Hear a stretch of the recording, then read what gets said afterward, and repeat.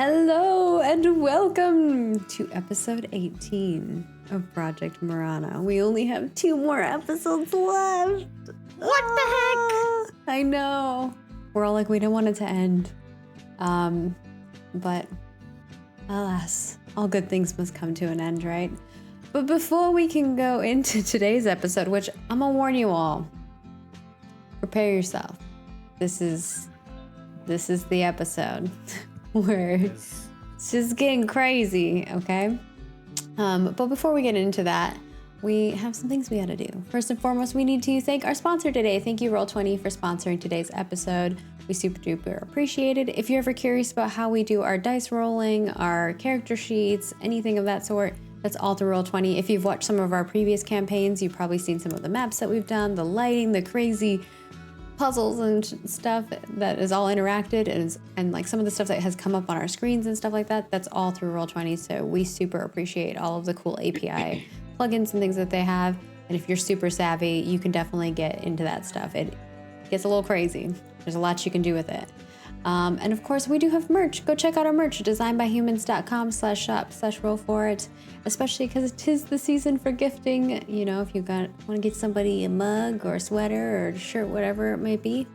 And we would like to remind you that next week, we will have our Santa RPG special, which will be Thursday, December 28th, 10 a.m. to 1 p.m. Pacific.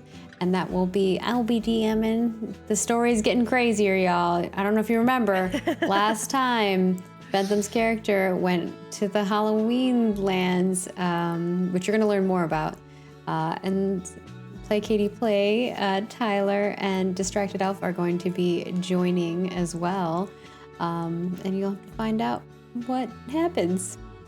But I've already seen some people thinking of some theories of what's happening, so it's probably not what you think it is. But yeah, it's going to be a lot of fun. And of course, we do want to warn you that this is a horror show. We are going to touch on subjects that maybe you are not into, and that is okay. You can step away at any point and come back and watch. Also, you can wait for the YouTube video or the Twitch VOD and just skip ahead past parts that you don't want to see as well. So yeah, just fair warning on that part. And we would like to thank our supporter, Hero Sheep. Bah! Happy birthday. It's Hero Sheep's birthday today. Hey. Happy birthday, Hero Sheep. We super duper appreciate all of your support. Get some roll love in chat. Get some birthday cakes in chat. I don't know, like let's get hype for Hero Sheep. But if you would like to become a supporter like Hero Sheep, you can head on over to our Patreon and become a legend tier above. And not only does that give you access to supporting an episode, it also gives you access to a private GM'd game with Shard, just GM'd one, and we'll be GMing another.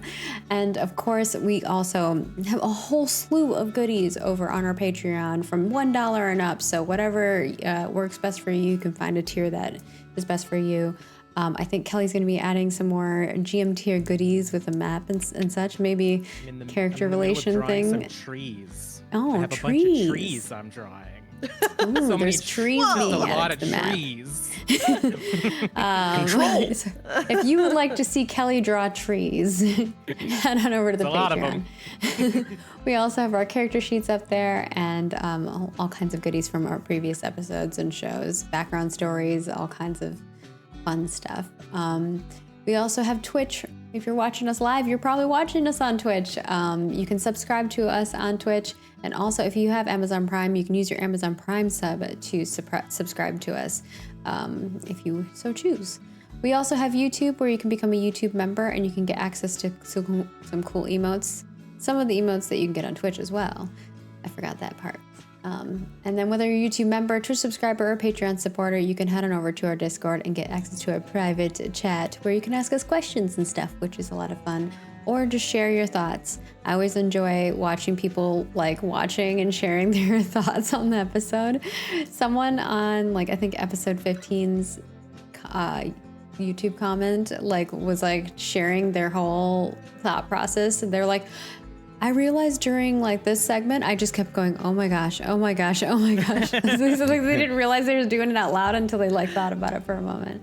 I was like, that's good. That's good. Got that 'em. we're like getting you going, I think it was the episode where we thought Marie had murdered poor Nate with a frying pan. That episode was wild. We also understand that not everyone can support us in a monetary means. There's lots of free ways to support us, like watching us live here on Twitch, making clips. We really love those clips. Thank you so much for the clips.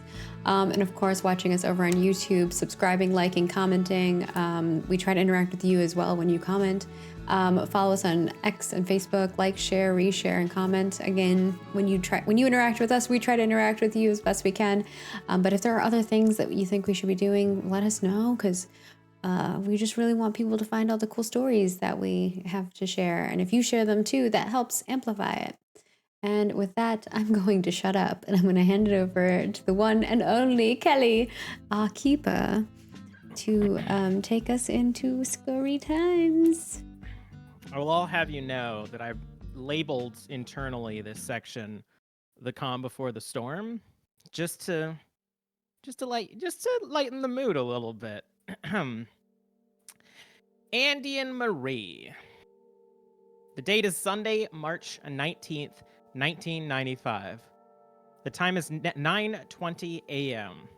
It has been 2 days since the haunting, the ritual, the reveal of what others were hiding from you, and the long night that followed, as you all joined together to bind the Ouija board and bury it out in the woods.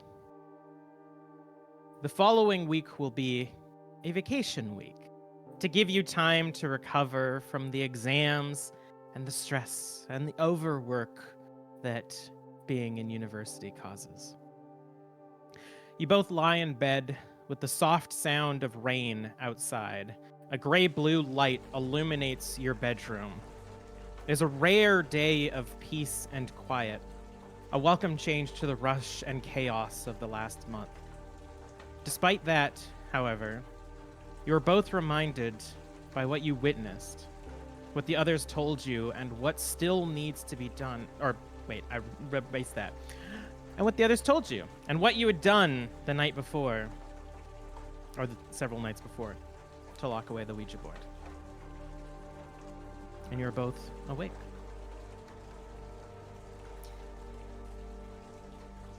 I feel like there's something still, like, I don't know.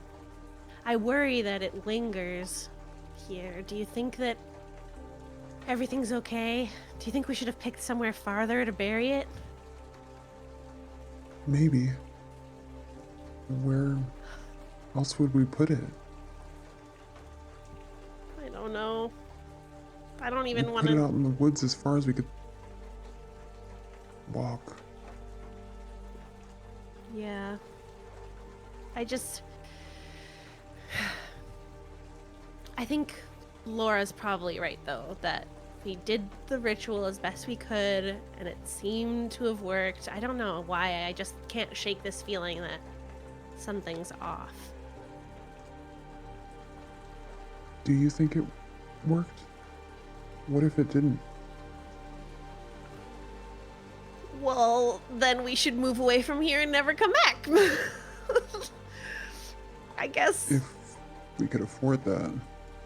Yeah, not really an option for us. Maybe that's what it is, because that thing was in here. Like the board, the planchette has just been like in this place. And I guess that's the guy. lingering feeling I have. He was in our house. Yeah. You But saw it, right? I saw the two of them. But it did help that Nate said they were kind. They weren't malevolent. They did seem happy together. Happy and dead. Very. I hope we're that happy when we're dead.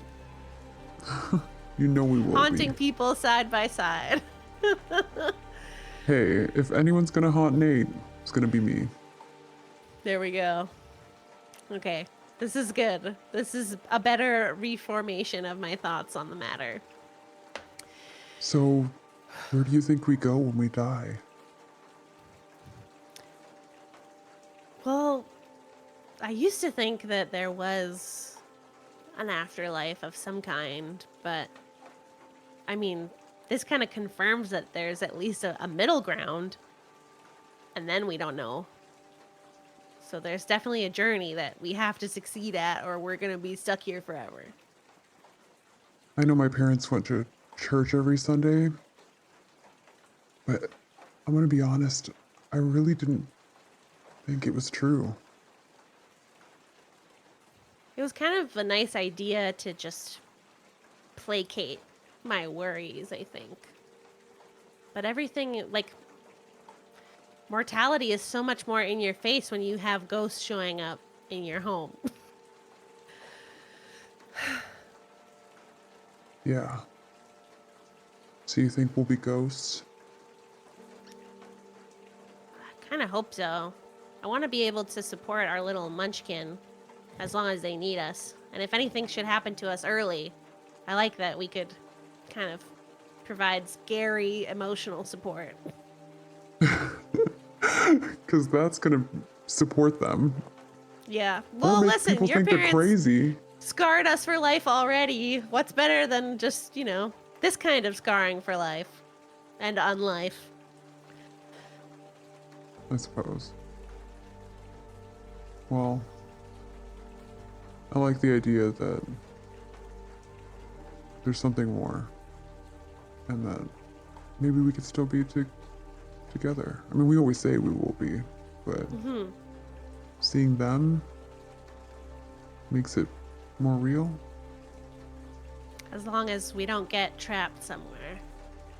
Yeah. And if like we in a do, Ouija board. hopefully. Dude, I do not want to see another Ouija board ever. Which really is too bad because they have such a cool aesthetic. They really do. And now, Look, I yeah. thought we were just messing around. I seriously did not know. Yeah. What about that day when we had the party and there was like something in the bedroom? Was that them? Did you see anything? For what thing? For when it was, I think it was Halloween? Or was it a birthday? Now I can't remember. But we were playing with the board and it was you and I think it was Nate that saw Yeah, it was something. Halloween, right? Yeah. Was that just a joke? Yeah, I thought I was joking. Okay. I thought we were joking around. Yeah. Which Now is that I think fine. about it, That's though, fine. maybe Nate was not joking around. I don't know. I mean, Nate and Laura have definitely been keeping stuff from us. And they did it with the best of intentions, but I don't know. It just feels Well, weird. I've been keeping something from you. What? Breakfast burritos. We have breakfast burritos? Yeah. Right now. They're ready. We just gotta heat them up or what? And Andy will get out of bed and start preparing said I want pickles in breakfast mine! And I get up burritos. too.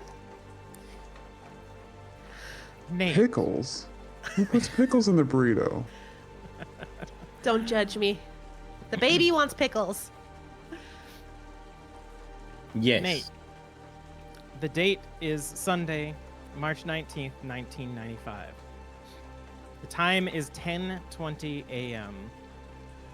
You are lying in your dorm on the small bed with your feet kind of poking off the edge.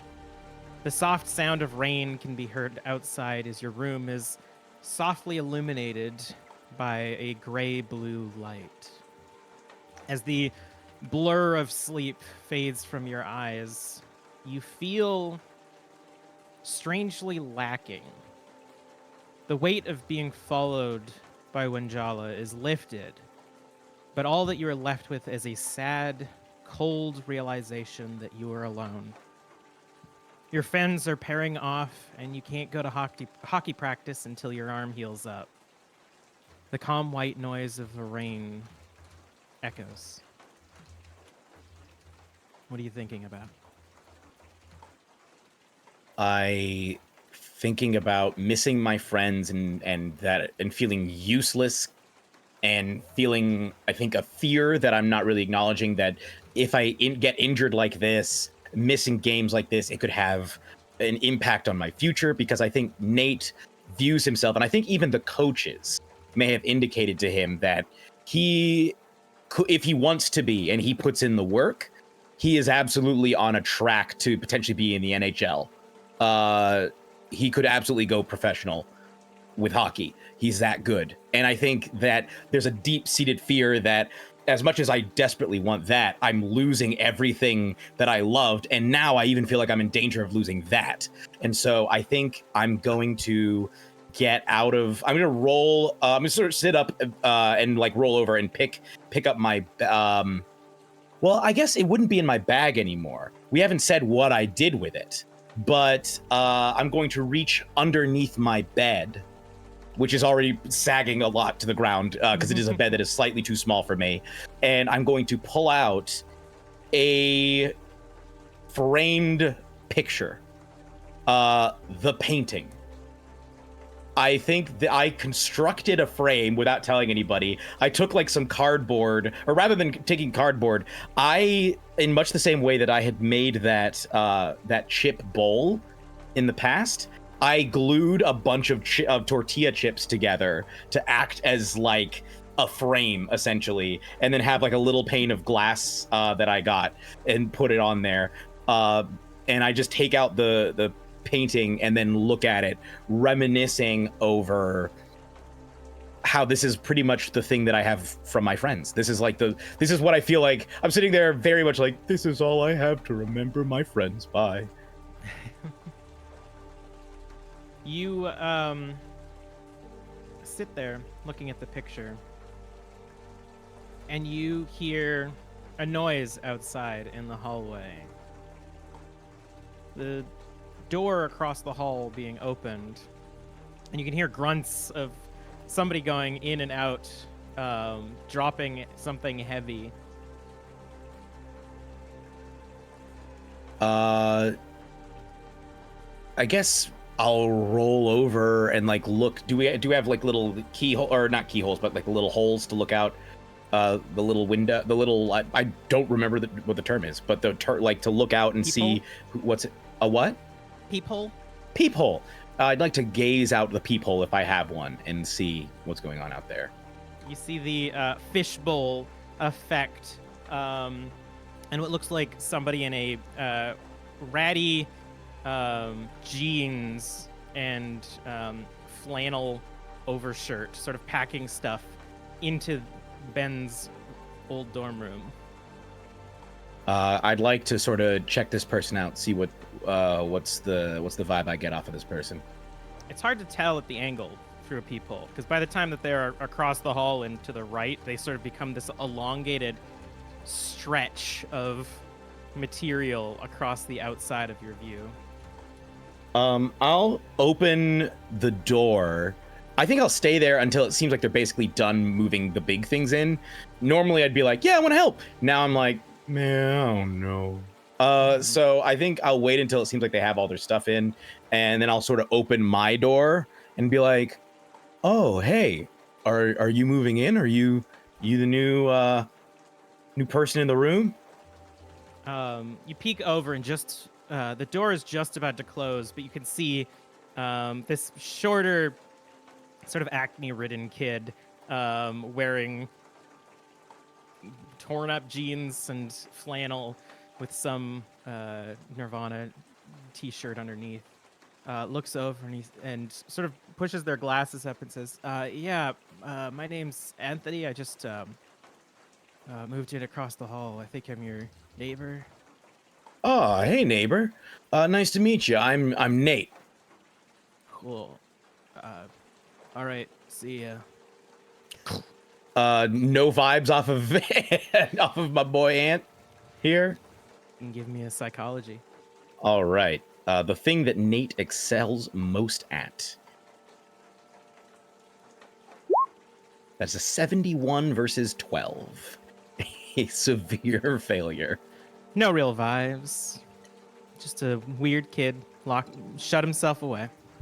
I think, man, the last weird kid who was there was a lot friendlier. And that just makes me even sadder. Like the one opportunity at personal connection, I'm like, even this kid doesn't want to spend time with me. I look back at the painting, and I think I start to feel a little bit resentful because not only is everyone moving on without me, one of the people is the person I would like to be moving on with. And these folks, I don't know who to blame. Oh, I don't know whether to blame Marie for swooping in and taking my man. I don't know if I need to blame Andy for being too oblivious to pick up the very obvious signals I was sending. Nate was not sending any signals, by the way. But I think at this moment he's just like, he's looking for somebody to blame. Anyone but me. Maybe it was even Laura. Laura showing up somehow threw off the balance of the group. And I think I am looking at that painting and I'm like, you know what? Screw this, screw sitting here, screw them. I'm gonna go work out. No, I'm not gonna work out the parts of my body that would get hurt, but I'm gonna go to the gym. I'm gonna go to the stadium and start working out in the locker room and everything like that and get ready for the next season. And that's what Nate is gonna start doing. He grabs his hockey bag. Not anything that he's not planning to do anything that would risk injury. But yeah, absolutely gonna go work out everything else and just keep himself in shape. And you go do that. Laura. The date is Sunday, March 19th, 1995. The time is 11:20 a.m. You wake up to the sound of light rain outside your bedroom window. The room is illuminated by a gray-blue light. And as you lie in your bed, you realize that you are alone right now.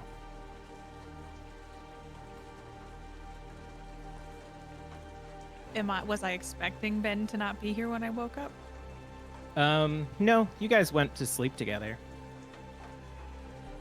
I think I'll sit up and look around and just see if I'm having like a sleepy moment or if I'm missing where Ben is. Is Ben in the bathroom or am I truly here by myself?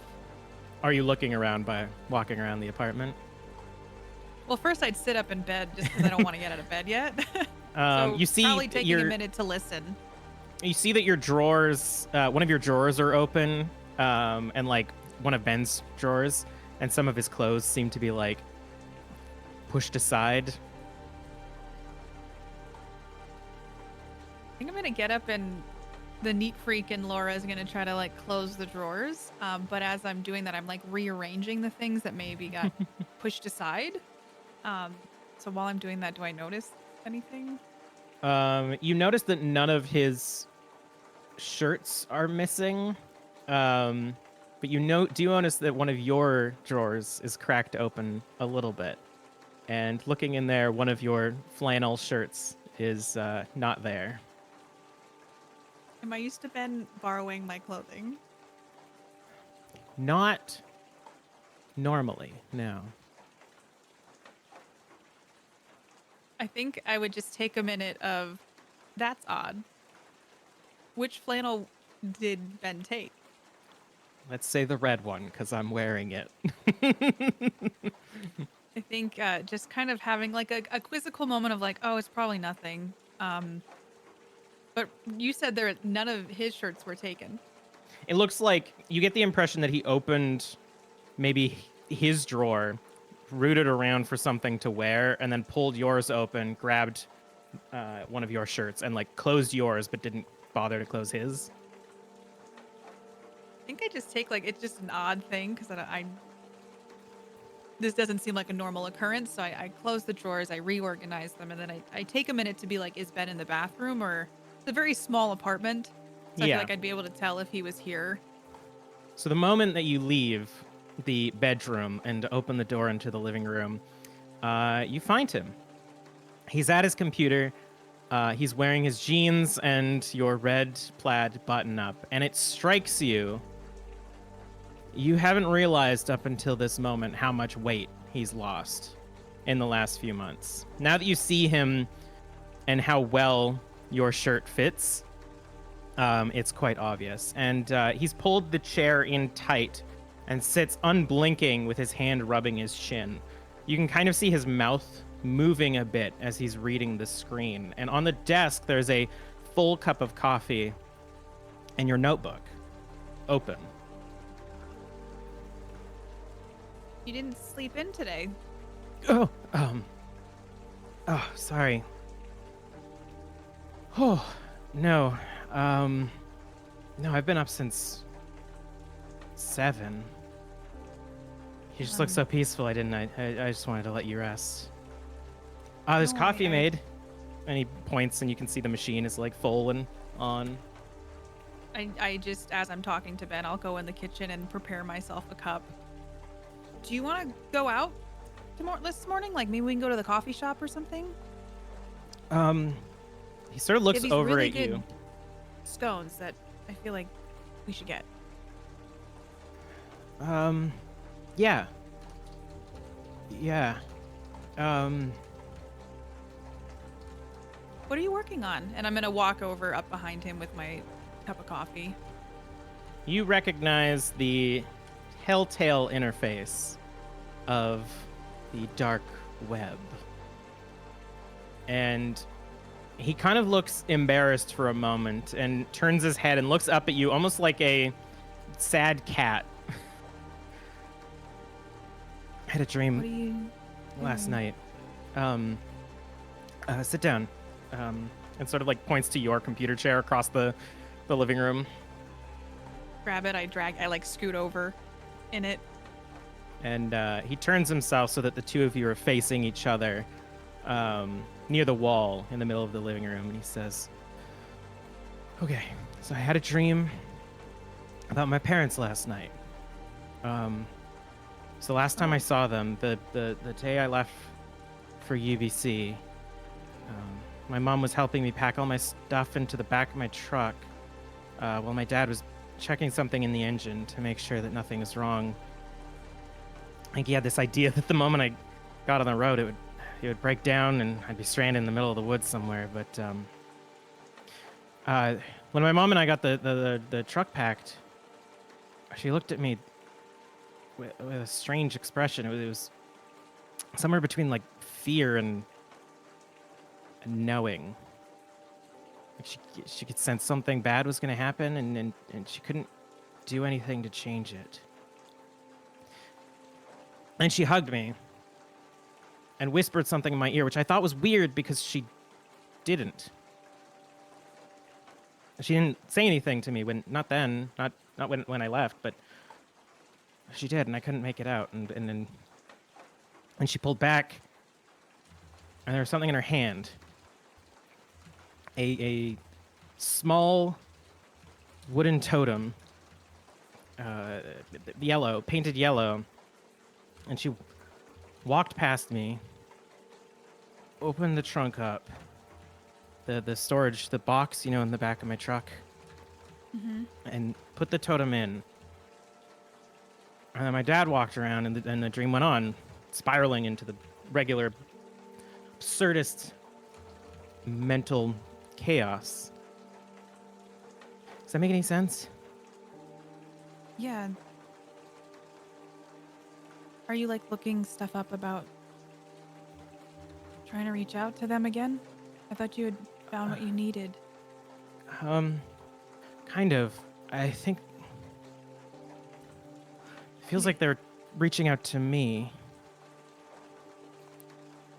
Because the thing is, I cleaned that box months ago. There was nothing in it. We used it we put books in it when we moved. I'm sure it was empty, and This was a dream, though. Maybe it's just you trying to fill in the blanks in other areas that you never got answers for. You're looking for meaning in? that's the thing. It wasn't empty. What was in it? I got up, got dressed, and then I found this. He produces a small carved wooden block. Its surface is covered in intricate runes and sigils, and crudely painted over in yellow. It's no larger than a stamp. You had a dream about this, and then you went to your truck and you found this? Yeah. Okay. That's not all though. I think I found something about it. Okay. What did you find? Yeah. Can you read it? I don't understand most of this stuff. You want me to read it? Yeah. And he like turns around and points at his computer. Okay. And just as you start reading, his watch starts to beep.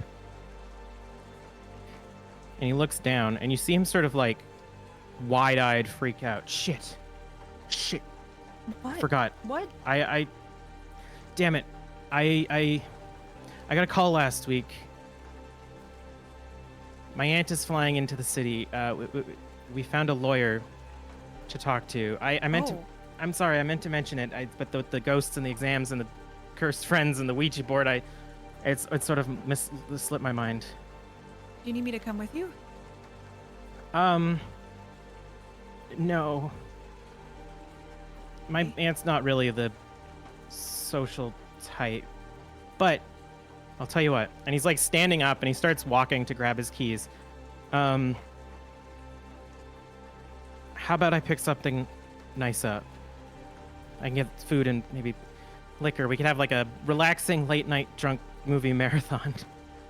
Yes, I will probably fall down a rabbit hole looking at this, but like if this work, like if we do this, are you gonna be okay? He stops midway through putting on his jacket and just like looks at you almost as if what you said is absurd, and walks over to you, and like as he does, he sort of kneels down on the ground in front of you and puts his hands on your shoulders. I'm gonna be better than good. I just need closure. And whatever we get out of this, whatever happens, we'll have each other, right? Yeah, I'm with you for the long haul, and when we do this and we're done with it, can we never open up these web pages again and just kind of start differently? New path? When I get back from the lawyers, have everything that we need to do this in your notebook, and we can throw those computers out. And we'll get new Go to a ones, park? uncursed ones. Oh. Yes, I mean, we should probably burn these in a bonfire, but Yeah, we'll I bury them just- next to the Ouija board. and I grab his hand and squeeze it. Just need you to be okay. I will, I promise. Oh, call Okay, me I gotta if you leave. need I'm sorry. anything. Yeah. No, Just go, and if I'll be here. Okay. And he like stands up and kisses you on the forehead, and finishes putting his jacket on and rushes out the door. After he leaves, I'm gonna read everything I can about this totem. So the totem itself isn't magical. The intent that this page says is that the totem was crafted by someone intending to protect.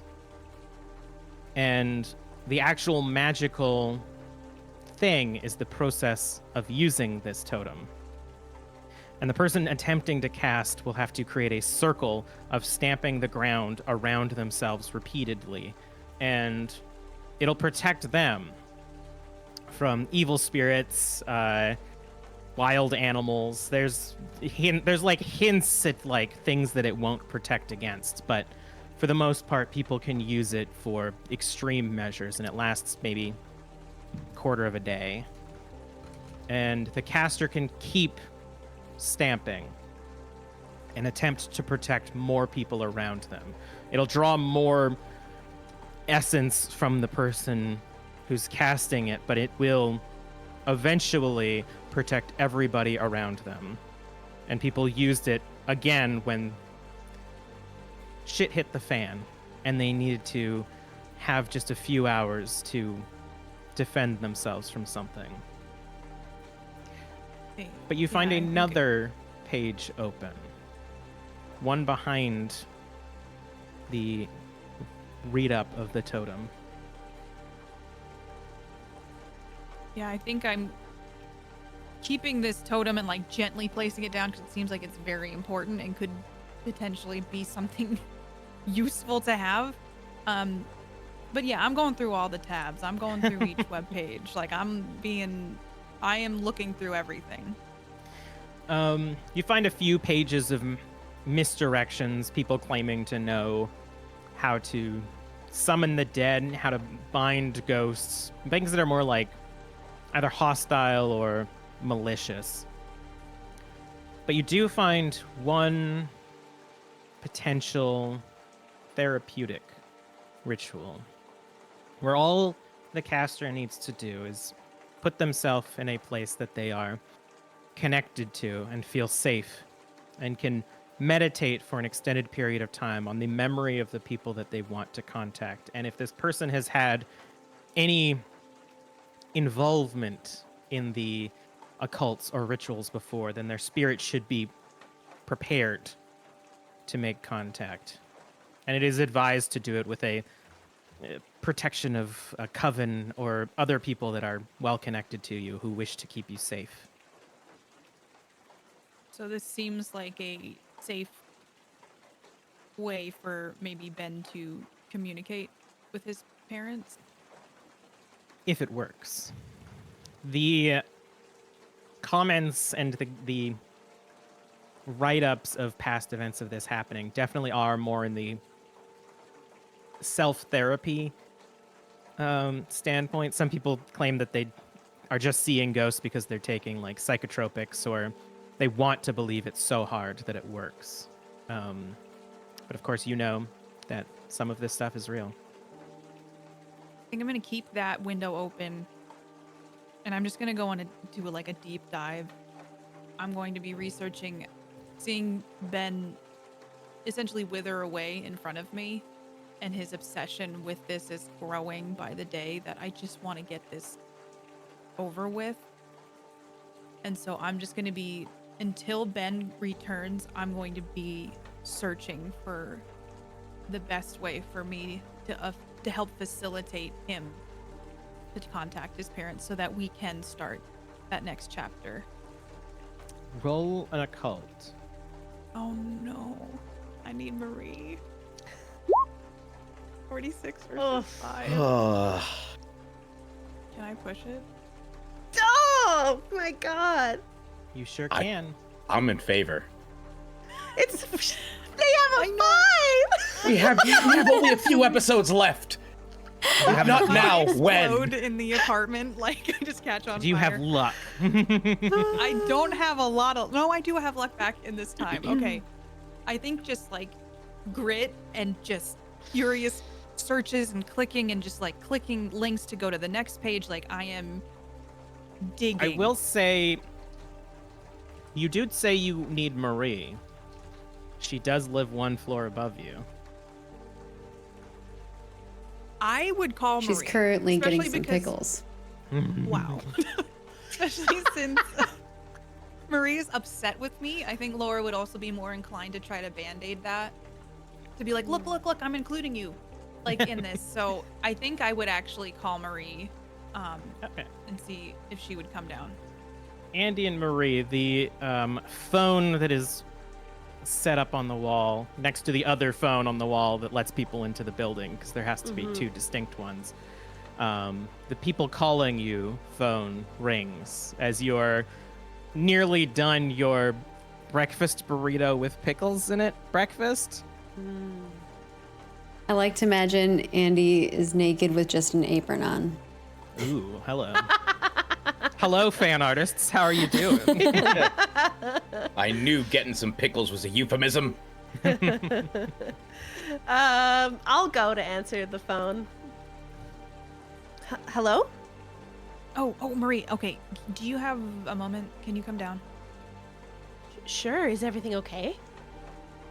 Yeah. I need your help. Okay.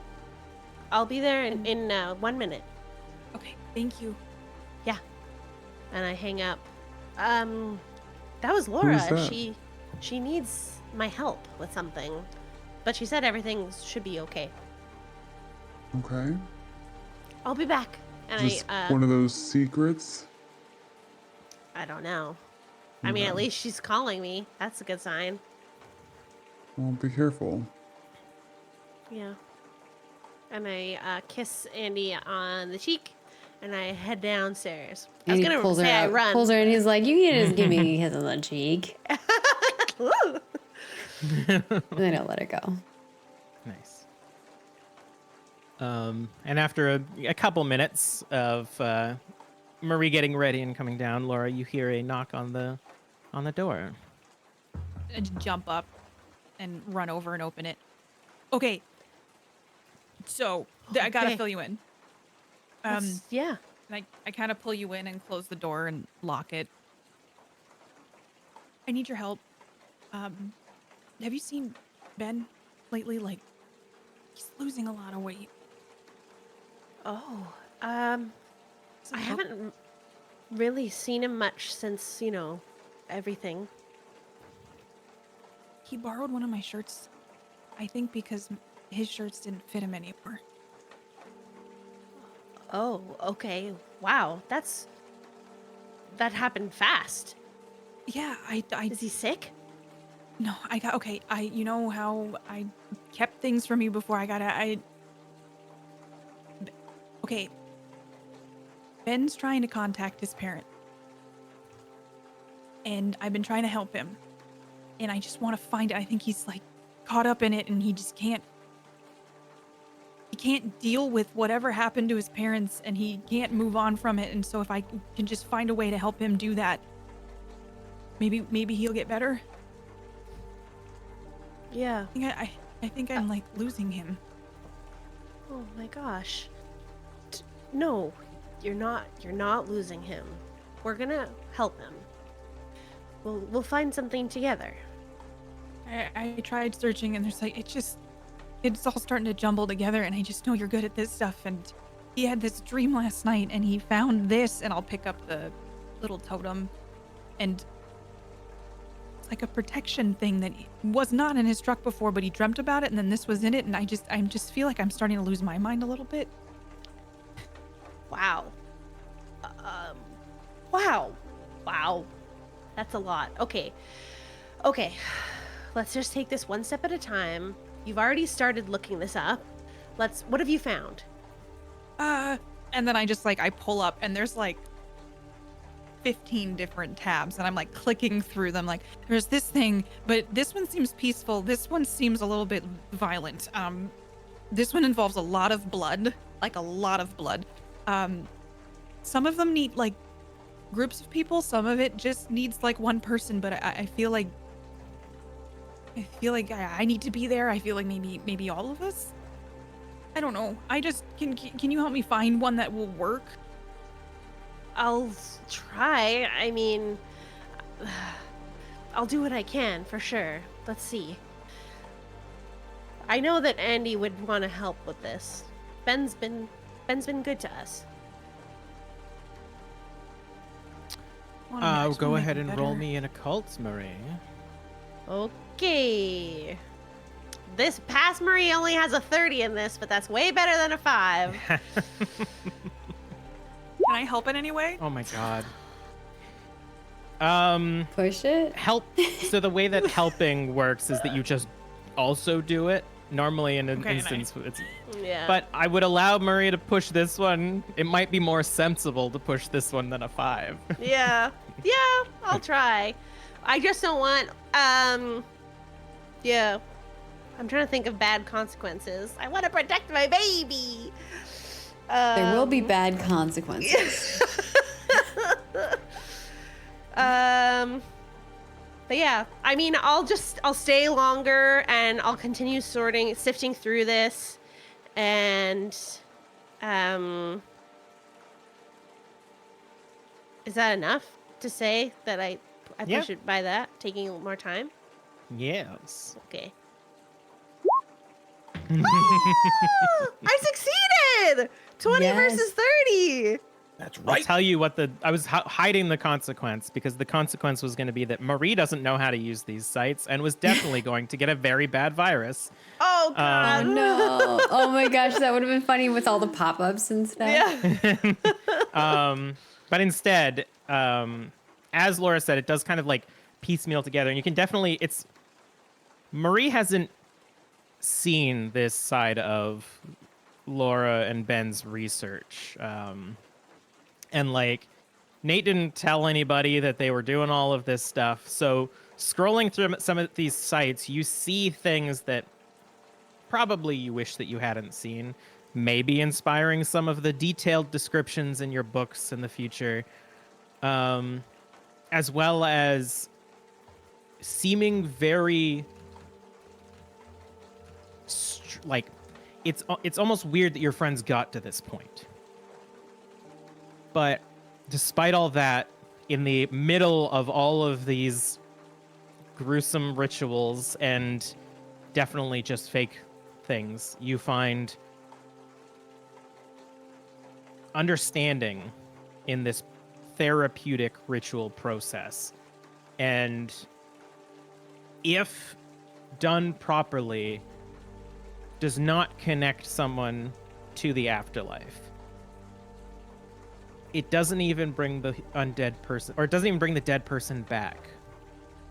What it's doing is projecting the person's memory of their lost loved one, to the point where people who know that this is the case maybe are just doing the ritual to see their loved one for the last time. But if you do this, Ben won't be talking to his dead parents. He'll be talking to a memory. That might be enough. Okay. I share that information with Laura. I mean, she's sitting right next to me. And this could be the way to go.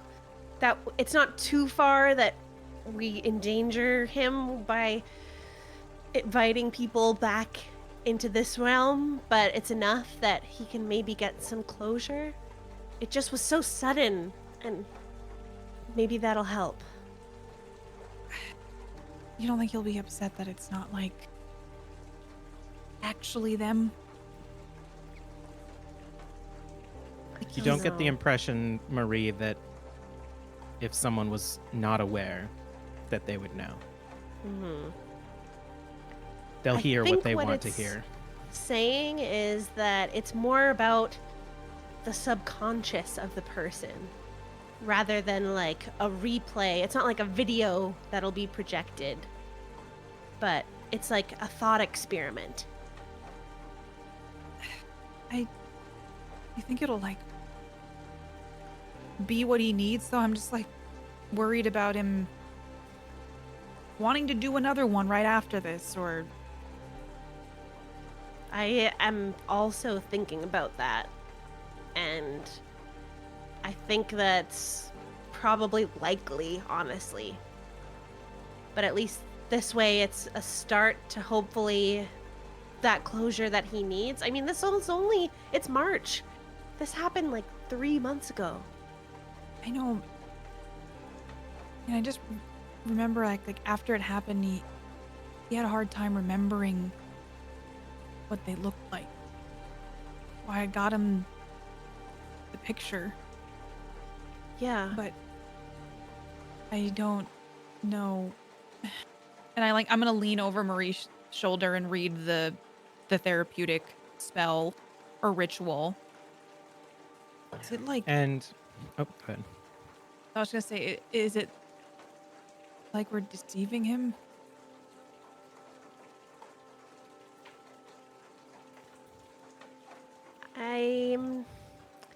I think we should be careful with how we describe it. I don't think we should lie. But I think that for him to get the most out of this, it's almost like, I don't know. Have you heard of like hypnosis stuff? It's kind of like that. I'm assuming. Okay, put yourself in my shoes. If Andy wanted this, or even like Nate, would you be okay? Like, and they're adamantly like, I need to talk to my parents. Like, do you think this is sufficient? I think I wouldn't lie about it. I think I would tell them exactly what it was. Okay, then maybe that's what we do. Yeah. And hopefully he's open to it. I think if we do that and he's not, and he needs something more, that's a serious conversation that everyone's gonna have to have.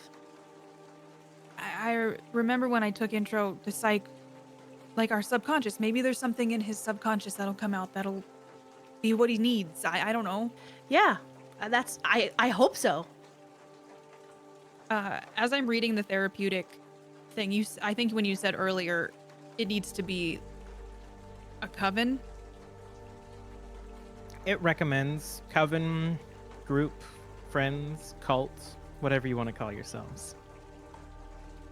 I think I point at that part on the screen and just kind of look at Marie with like a raised eyebrow. I think Andy would help with this, and I'm sure Nate would too. Would you? Oh, I thought that was a given. Okay, I wanted to check.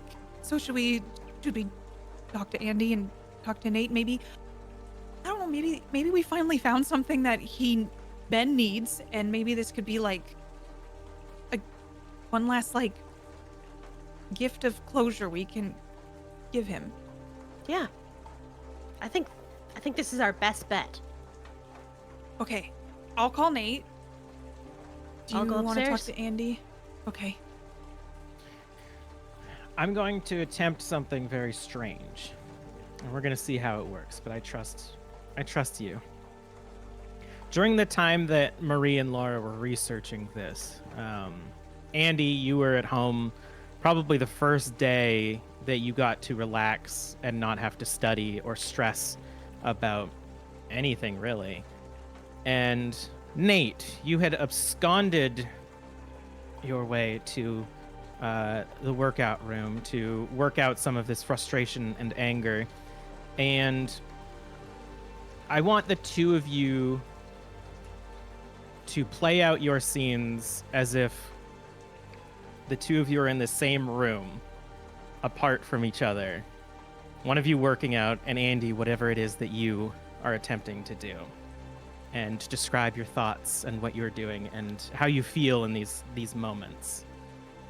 We'll start with Nate, and then just pick it up from there. Nate is going to turn his back from anyone in the room. He doesn't want to connect with anyone right now. I don't think he cares about other people seeing him. He just wants to focus on what he's doing. And Nate is going to start, I think he's going to start with his stretches, just taking a very long, thorough time. And through all of it, he's thinking like, I can do this. And I think he's even muttering to himself. He's like, take it and turn it into something. Move yourself forward. Keep moving forward. Move forward. Move past him. Keep going. Just muttering that to himself. Andy, but naked in the apron, is cleaning the dishes, but has the music on and is just like singing with the spatula and like having the time of his life. And he's kind of like, slides down the kitchen with the spatula in his hand, singing the words like blaring from the top of his lungs. Not that loud, because I don't want the landlord to come. That's fair. Nate, hearing the music playing through this thing, is going to put on, because he always brings his workout mix, which is, of course, all disco and dance songs, and is going to slide on his headphones and start playing She's a Maniac. And it's just like, just going at it right now.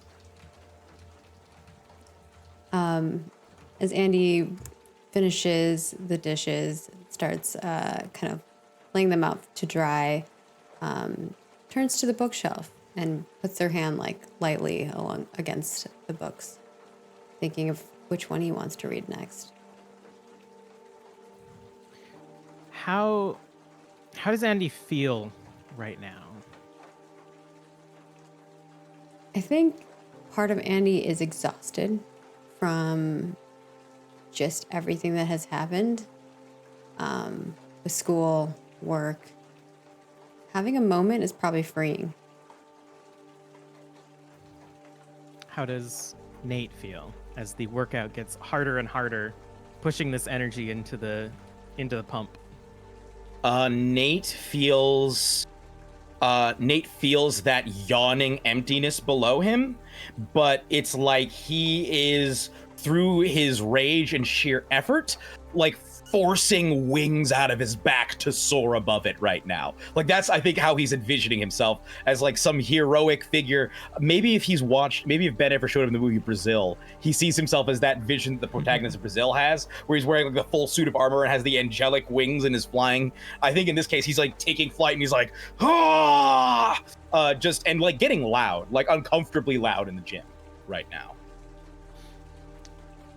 And we remind ourselves as we see this scene of these two men in honestly polar opposite moods and and activities, reminding ourselves that when we first started this, these two men were as thick as thieves, coming fresh out of high school, the closest any friends could be.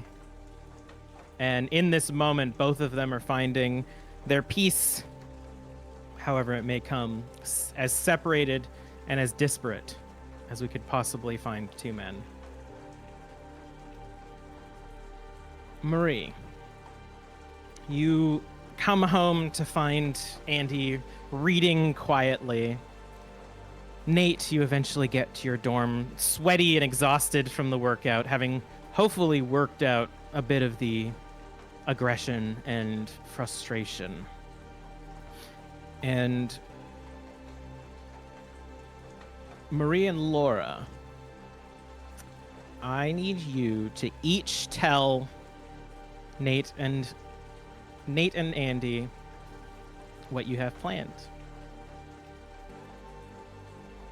As I'm assuming Laura is going to call Nate. Mm-hmm. Okay, so change of plans. Also, hi, I'm here. We have something big with everyone. So when Laura said everything's fine, what is it with you guys? Can you just not say it's fine? I think it's fine. It will be fine. Okay, I'm listening. Andy closes the book, puts with the bookmark in the spot. Nate's like on the phone, like, hello? Nate, okay. How are you? I'm great. What's up? Would you be up for a ritual? A ritual? What are you talking about? Like another one? Okay, it's a bit of a long story, but, Ben isn't doing well, and Marie and I found something that might help him get some closure, but I think he needs all of us in order to do it.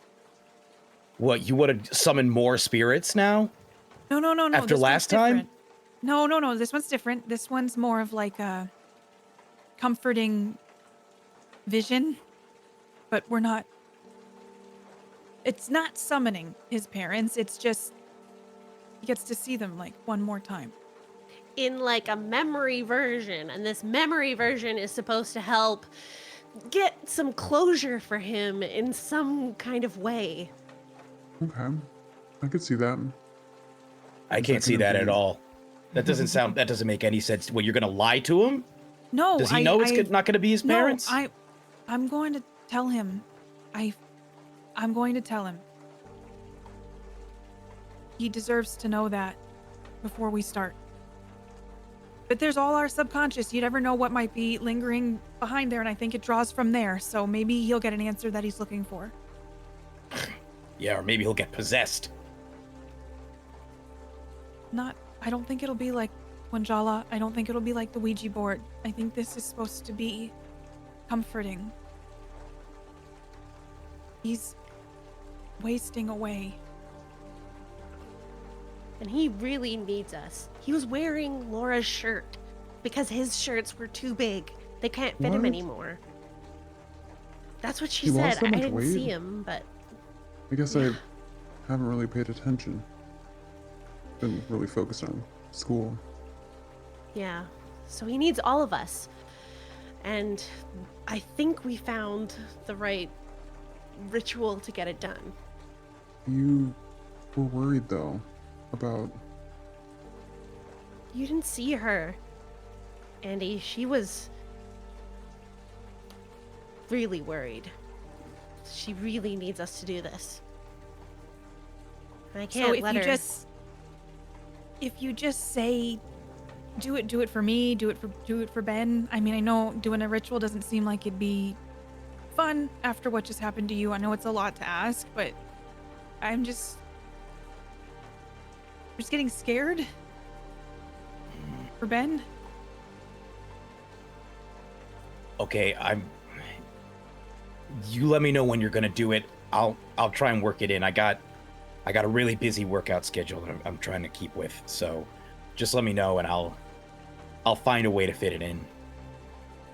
Okay, I know Ben will really appreciate it. I really appreciate it, Nate. Yeah. All right. Yeah, just let me know. And I hope you're right that this isn't gonna have a bad effect like the last time. Like this isn't gonna be like the last time. I hope so too, but I'm trying really hard to make sure that like it's like a gift. Like maybe we're giving a gift to Ben. I asked Ben, no more after this, right? We're gonna move on from it. All right. Well, I hope this helps him move on. Okay, well, I'll let you know when. All right, I Yeah, gotta just- go. I gotta go okay. get. Yeah, I gotta do my cool down stretches. Okay, well, I'll call you. She's gonna call us when we're ready to get everything going, but I think this is the only way. I mean, he's connecting with them already. There was this wooden totem thing that he Wooden dreamed totem? about and then was in his trunk. So What? if we don't do something, it's gonna just spiral. So did Without this us. totem exist before, or like you saying he dreamed it into? She said that he didn't know it was there, that it was empty. The trunk was empty before, and now it's here. Well, there were things in his trunk before, so we know that that's not true. I don't know. The time Well- is Alright. 6:10 as all of you conclude the explanation and discussion about the plan. And as Ben pulls up in his truck to the parking spot of the apartment, he looks different somehow. As if a weight has been lifted from his shoulders, but there's still more being piled on. And he makes his way into the apartment, up the elevator, and back into Laura and Ben's home. He's brought back some fried chicken and some fries and gravy, and even got a big thing of gin and some mix. And makes plans for the two of you to basically stay up and watch all your favorite movies. Okay. How did stuff go with your aunt? First a drink. And goes into the kitchen and grabs some glasses, throws some ice in and gin and some non-generic Diet Coke. Oh, the And fancy stuff. Only the best. All right. So I know I've been kind of quiet about everything, and I've been trying to avoid even thinking about money or inheritance or whatever. But we talked with the lawyer, and I think we got it figured out. And then Good stuff. like goes to cheers. Okay. Is it a cheersable moment? Yeah. So here's the plan. I gave her about 100,000 of it. She's the only family member I have. Maybe, for now. I don't want to sit on any of it, and I hope that's okay. I know we talked about how we don't need money. I can keep enough to basically pretend that, I worked for a year, and I've heard of people going to the oil rigs in Alberta and working themselves nearly to death for half a year. So let's pretend I did that. Oh man, those oil rigs. Oof. I tell you. True. I mean, we can also just stay here. So that's the other thing. My aunt's husband, I guess my step-aunt, they might be married, I don't know. He owns a real estate company. And I had an idea. I was thinking, this place sucks. That landlord hates us. And I'm really worried about the baby getting kicked out and stuff. So I thought maybe if I gave him some money, he could buy this place. Oh, like this shithole? Yeah. I mean, he can improve it. I don't know. No, I know, that but it's our shithole. Yeah. And I don't want to own it. I don't know. I'm really scared of being a rich asshole.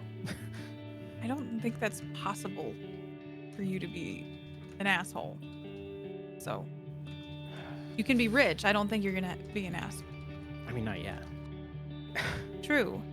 But yeah, do you think that sounds good? Is that dumb? I don't want to tell them. I don't want them to know. It's not even, they don't have the same last name as me. I just want them to be happy and settled and not worry about things. I think that's a great idea, and you can sleep on it, but I think that's really nice. There's another thing. So my parents owned their apartment in Seattle. Mm-hmm. Maybe when we graduate? We could move to Seattle. I mean, if you're not tired of me by then. I don't think I will, but so I could finally go live out my dreams with good coffee and go to actual concerts. And I can take you for a real cup of coffee. Okay. Do you feel okay with all of this? I mean, I would like to think it's what my parents would want, but I honestly don't know. Well, you don't have to make any decisions right now. You can just take time and think about it.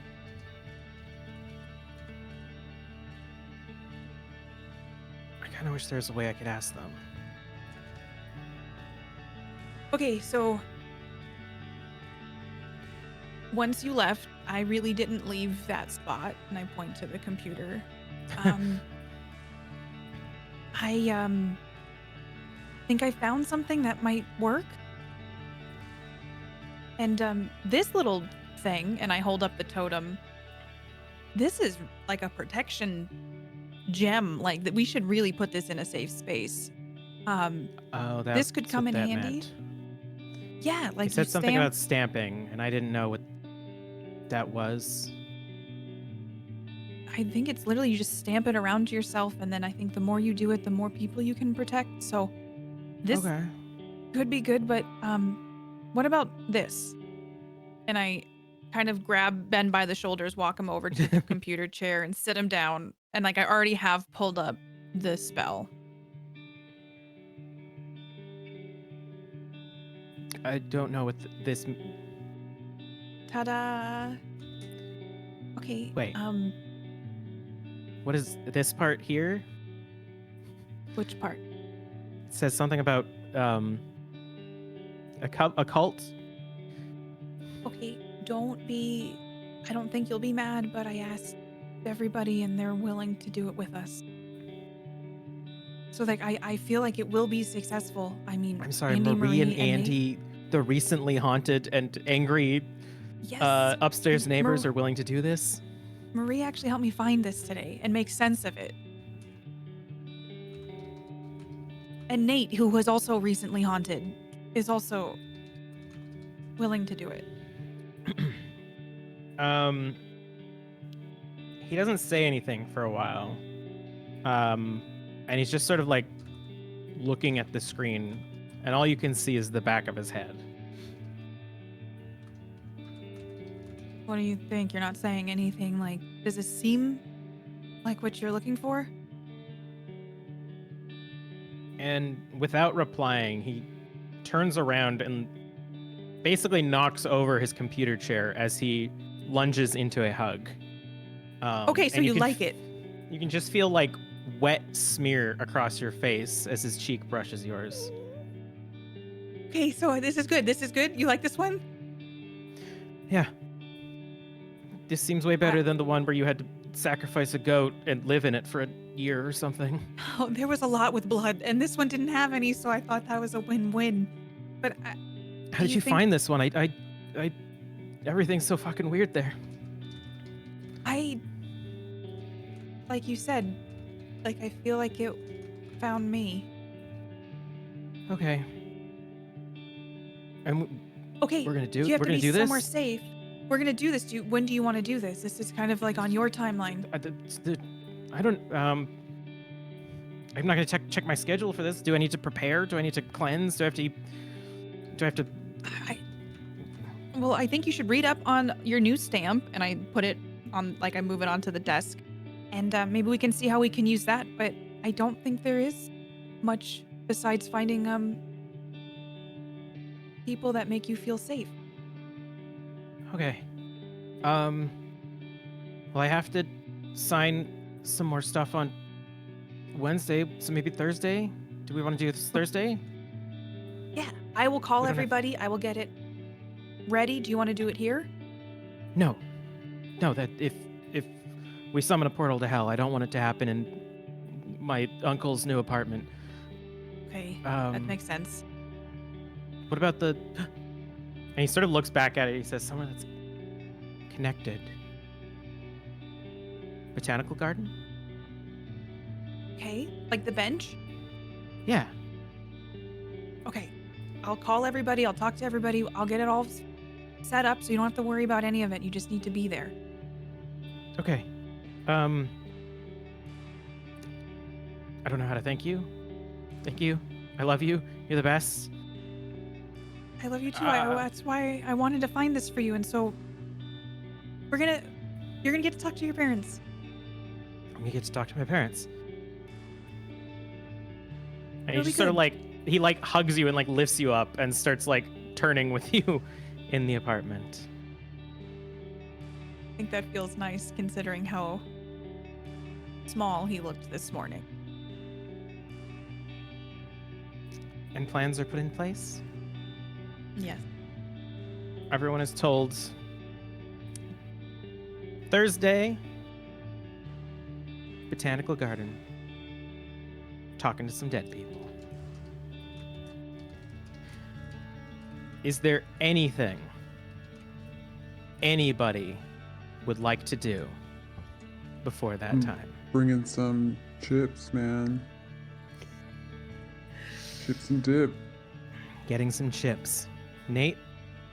I don't even think Nate realizes there might be any chip stuff happening. I think I'm guessing this takes like a week or more to kind of get everything set up. No, it's in 3 days. Oh, it's in 3 days. Okay. Or Yeah, they said Thursday. No, that's Yeah. true. I feel like still over the past few weeks, 4 days, sorry. as whenever we finished the ritual, and even during that period, Nate has felt like he's just drifting away further from everybody. So he gives no real thought in terms of preparation, possibly even pointedly. So he does not bring any guac. He doesn't attempt to make any guac.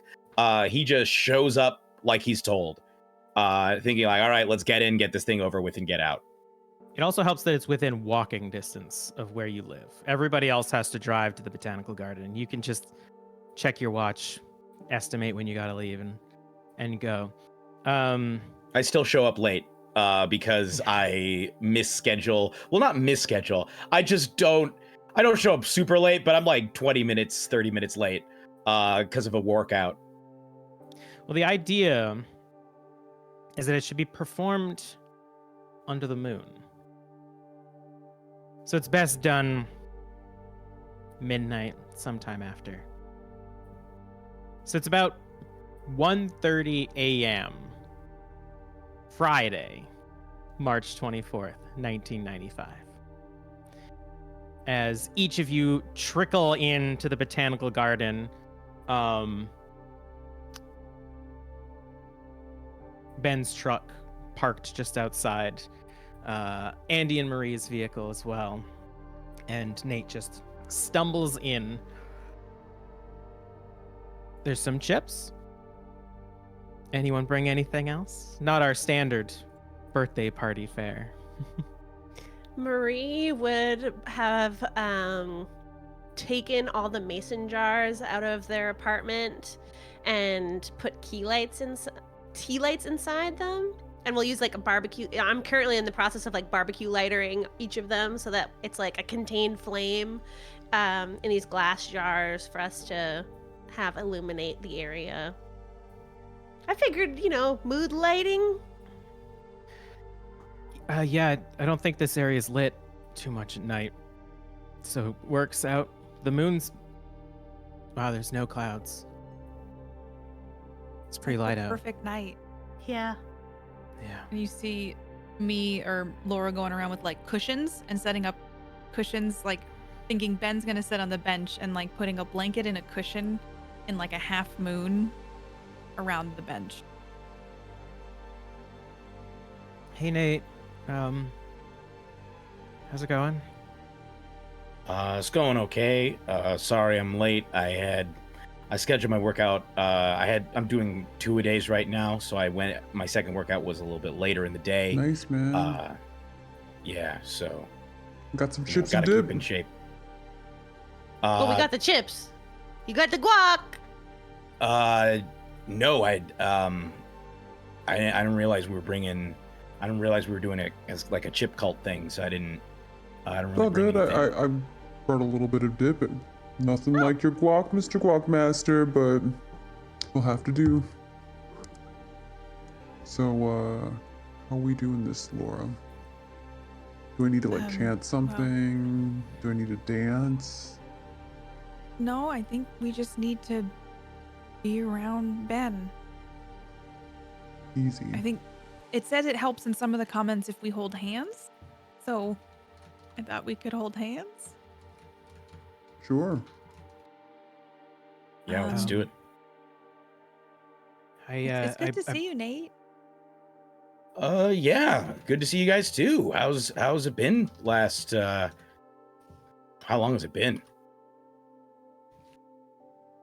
I think just a few days. I mean, Oh I wow, think we. feels like a lot Yeah. more. So yeah, been pretty good. Just getting back into shape, getting ready for next season. Trying to make it to the league. So gotta really How's your put in the hours injury now. doing? You've been practicing through that. Say again. How's your injury doing? Yeah, I mean, I haven't started rehabbing it yet. I've just sort of been working out everything else. But I mean, as soon as they let me Yeah, dude. like start working it out again, I'm gonna be double timing it. Gotta keep everything even. Can't let half the body get strong, the other half gets weak. So Yeah, you end up looking like a tortilla chip. yeah. Well, okay. So I think Ben, you have to sit on the bench, and then we sit around you, and you meditate on the memory of your parents, and it can take up to 30 minutes. It said so. We may be here a while. Okay.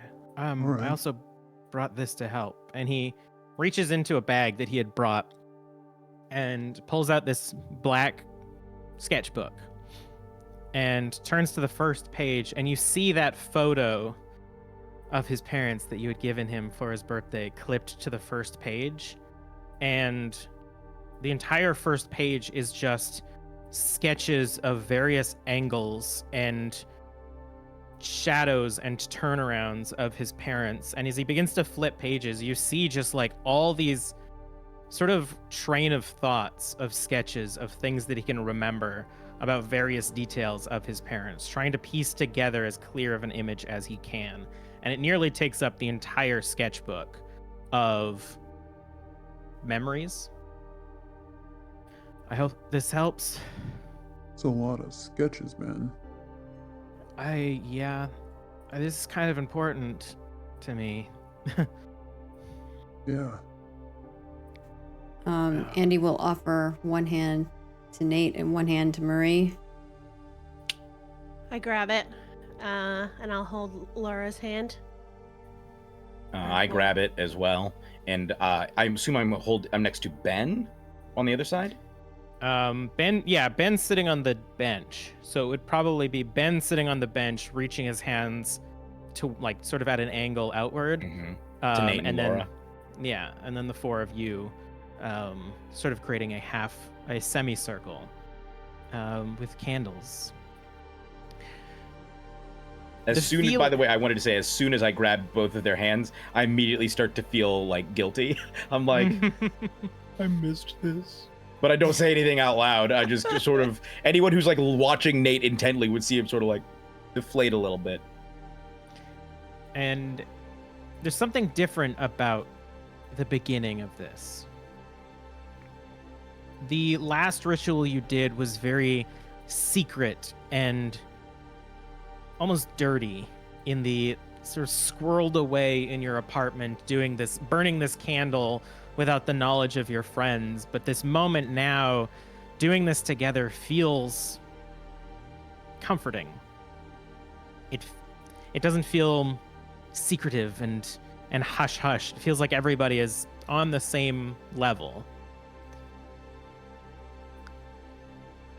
The time that you start is 2:40 a.m. And Ben closes his eyes, occasionally slowly opening them to flip a few pages, gather a few choice details, and closing them again, slowly breathing in and out. Starting with... No, we're going to roll. Based on how I see you, it is Andy, Laura, Nate, Marie, in that order. So I'm going to roll a d4. Ooh, Marie. That's me. In this moment of quiet, unless someone tries to eat a chip, Ben slowly gathering data of his parents and thinking as much as he can, your mind sort of wanders. There's nothing really to focus on here other than the slow breathing of Ben and the friends around you.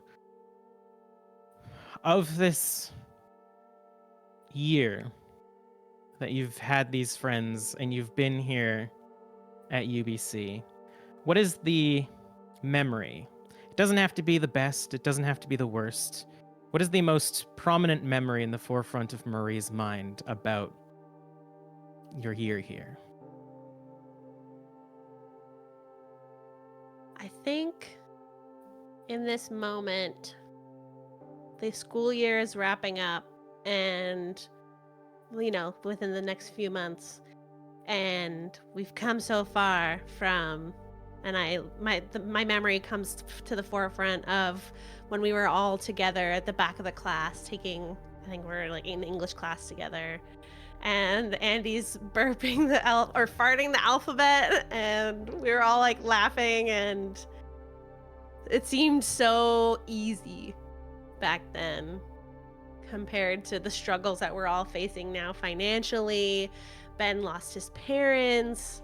We've got so many interwoven relationships in our group, and we're still the same as we were back then. There are some tethers that keep us to who we were at the start of the year, and that's the memory that Marie is thinking about right now. I mean, you're also pregnant now. You weren't at the beginning. Mm-hmm.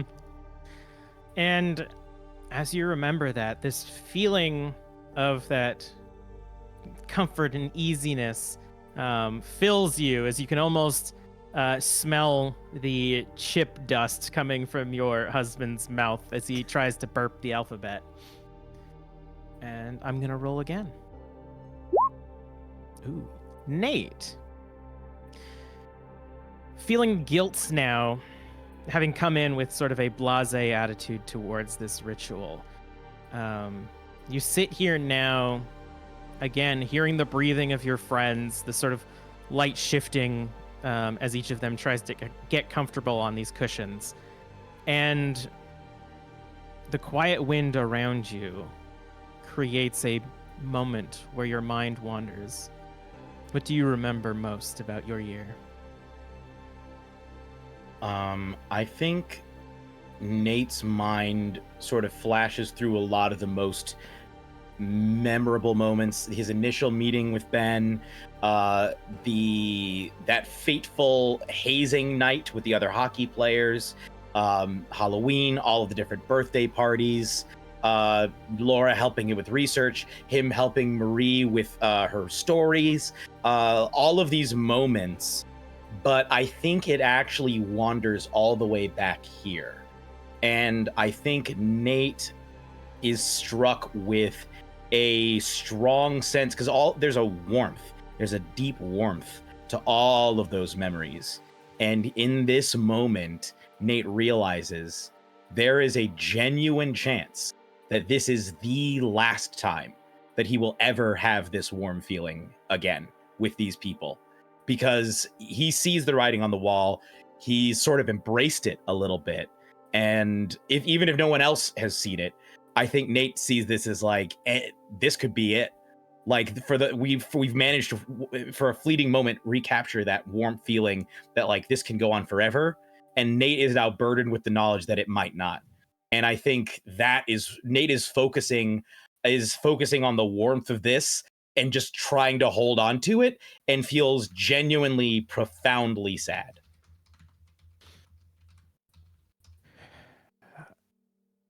And as that feeling washes over you, a almost physical tug at your back that almost feels like a muscle spasm at first from working out your back too hard, and you have to shift, but you get this uncomfortable feeling as you sit on the cushion, directed almost exactly towards your dorm building. And you have to brush it off every few minutes. Andy, the aroma of the chips that you had brought, sans dip, pesters you as you focus deeply on the breathing of your friends and your wife. You can almost hear your heartbeat in your ears, how quiet it is. And the fidgeting and clammy paws, despite how chill it is tonight, of your friends is a bit uncomfortable, but bonds you a little bit. Yeah, What- and I think Andy, even at that moment, kind of like squeezes both Marie and Nate's hand a little. And the And what memory thought- that comes to Nate's mind, or Andy's mind, at the forefront of it all, is like the moment that he busts open his shirt and it has like all these descriptions of like what dad means. And his wife is in a dino suit, and his best friend is dressed up as the Lion King, and it's just like, and they're just broing out because they're excited to be an uncle. And I think that moment is like the highlight for Andy in the year. And you almost imagine the double heartbeats in your wife's pond with the pride of being a father and being excited and all of these memories washing over you. Laura, the time has finally come. All of the sadness that has washed over Ben, all of the worry that you've felt, all of the secrets that you've had to keep from your friends to get to this point, it is finally here. And in the calm of the night and the cool wind making everything feel almost ethereal, you are grounded, holding your friend's hands. And what thoughts come to mind? In this moment, Laura, kind of like a slideshow of seeing Marie and Laura at the bar when they first went out and having drinks and maybe drinking a little too much, and then to Andy at the coffee shop and learning how to actually make a good cup of coffee for her first date with Ben, and then to Nate in the conversation about the Lion King, and more importantly, asking for help and making Laura feel needed. And then to her whole relationship with Ben. And the thing that lingers the most is not necessarily like a specific memory, but a feeling of like happiness in this moment. Like she feels like she found a family that cares about her in the ways that she needed. And so it's just like she feels just as comforted as Ben hopefully does right now. And as you have these thoughts, you realize that the shirt that you're wearing at some point, Ben must have worn it recently, because you can smell him on it, and this feeling of comfort surrounded by your friends and this familiar smell. And these are the memories that each of you send forward into the future. These are the stories that you linger on as you age. These are the tales you tell your son as he grows up. These are every happy thought that you have when things get sad. And as life slowly becomes not what you hoped or expected, these are the memories that you carry with you. Not the memories that will be happening. And as Ben sits, having sat there for 20 minutes, he no longer opens his eyes, feeling confident that he remembers every detail of his parents' face. Their height, their fingers, the clothes that they would often wear. And you all feel a chill in the back of your neck. As one more minute passes, Ben slowly opens his eyes and stares behind you. Andy's gonna look behind himself, still holding Nate and Marie's hands. You see, almost veiled in shadow, as a cloud passes overhead, 2 figures Oh, standing shit. in the cobblestone of the botanical garden. Is that them? Mom? Dad? Oh my god. It worked. How long do I have? I don't know. It didn't say. And he slowly stands up and drops your hands. As without even thinking, just steps forward and almost walks into your connected hands. And you have to let go as he sort of steps through you and joins them in the shadows. And as the cloud... Oh, go ahead. I'm gonna say, like, I'm gonna lower my voice to all of them. Should we follow him? I don't know. What does it say? Supposed to be surrounded? Yeah. And you're gonna... Laura's gonna stand up and start walking towards Ben. Okay. Okay. Nate's also going to follow and is sort of going to, thinking that we should give him privacy, is going to stand like a ways away, once again with his back towards his dorm building, as if he's like moving farther away from Ben. It's like he's moved as close to the dorm building as he can be, while also still being part of the surrounding of Ben. Just trying to give him some privacy, at least consciously. That's what he's trying to do. And I'll pick up one of the glasses so that we have like a bit of light in my hands. But I'll go with Andy and Laura. Yeah, I think Andy kind of like nudges Nate, is like, it worked. Yeah. The time is 3:01 a.m. And as you see the cloud slowly move, revealing the light of the moon once more, you see 2 figures standing in front of Ben, who sort of is convulsing as you hear him sobbing, and he steps forward to hug them. And as he passes through, you see the parents from the picture, standing almost identical to how they looked. And he sort of turns around and stumbles a bit and says, "They're not... Are you not here?" And his father turns around and puts out an arm, or puts out a hand and sort of places it above Ben's shoulder. And he sort of looks and tries to touch it, but his hand passes through. I need to know if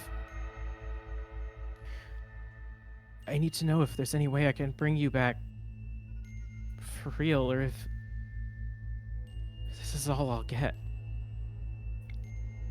And his mom didn't turn. She's actually looking at the 4 of you. And rather than turn to Ben, she walks forward.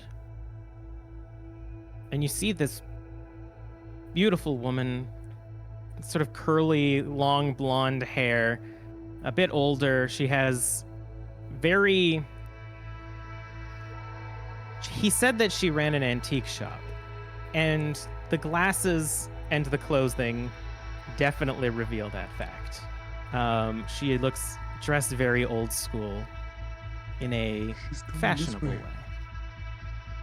And as she approaches, the cloud sort of blocks her out again, as you see Ben saying something to his dad in the background. And she looks down and says, "Who are you all?" We're Ben's friends.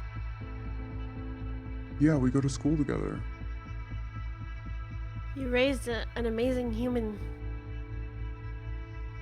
Yeah, he's a great guy. An amazing But I think artist. he has questions for you. That my son is only 8. I don't know who that is.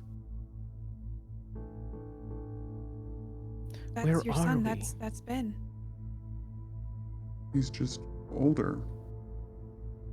And as you look back, you can see now Ben is getting heated.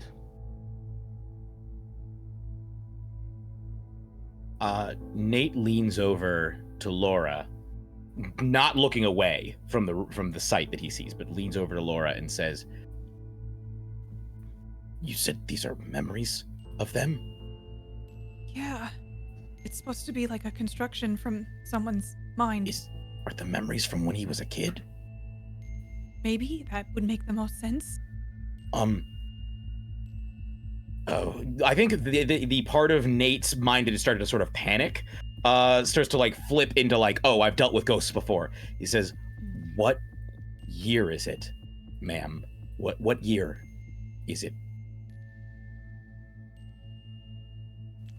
She thinks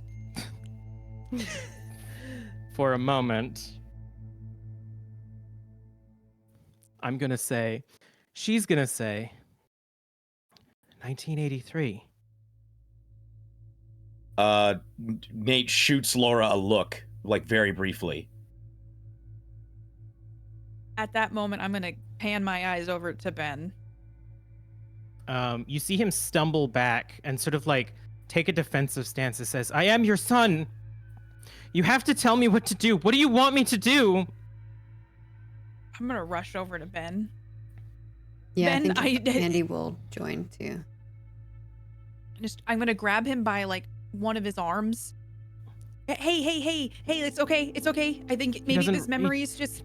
It's from when you were a kid. They think you're 8. But I brought them back. They're supposed to be back. I thought I know, you but told you him it died. wasn't- younger. I thought you told him it wasn't real, that it was a memory. I showed him the spell. I showed him the ritual. Not real. It's a memory. Didn't you read it? It's I didn't understand it. You said it would bring them back. It brings them back like how I you don't need want this. to I remember know. I don't need you now. I need you. I don't need you then. I need you now. You have to tell me what you'd want me to do. Okay, well, I thought I would bring them listen, back. we can. I know. Well, I guess I thought I didn't explain it very well. I just take a look at them and we'll figure something else out. Marie will- didn't. Oh, sorry. Keep going. I will keep looking. I'll just keep looking. Okay, just take the moment you have now and just have a conversation as an Well, adult. Ben, with the maybe people ask who them raised you. if they could give their son advice, what it would be. Because they still think you're 8. The mom looks over at you. Bev. I imagine he told you her name. You seem wise. Why does this man think that he is our son? Your advice is good. I would tell my kid to move on if we are dead. Ma'am. He has a memory of you, and your memory of his. From when he was younger. Why would you want him to move on? If we're only memories, he shouldn't cling to us. What good is that? What answers do you want, Ben? Ben is now like... Ben separates himself from you, Laura, and sort of steps away and looks at his dad.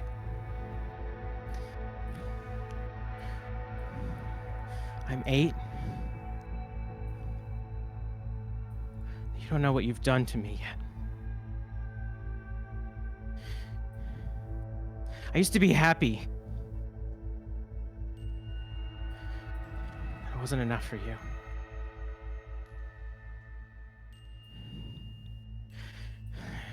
Aunt Hamilton's the only one who actually believes in me. I was hoping that you would tell me what to do, but you're just as clueless as I am.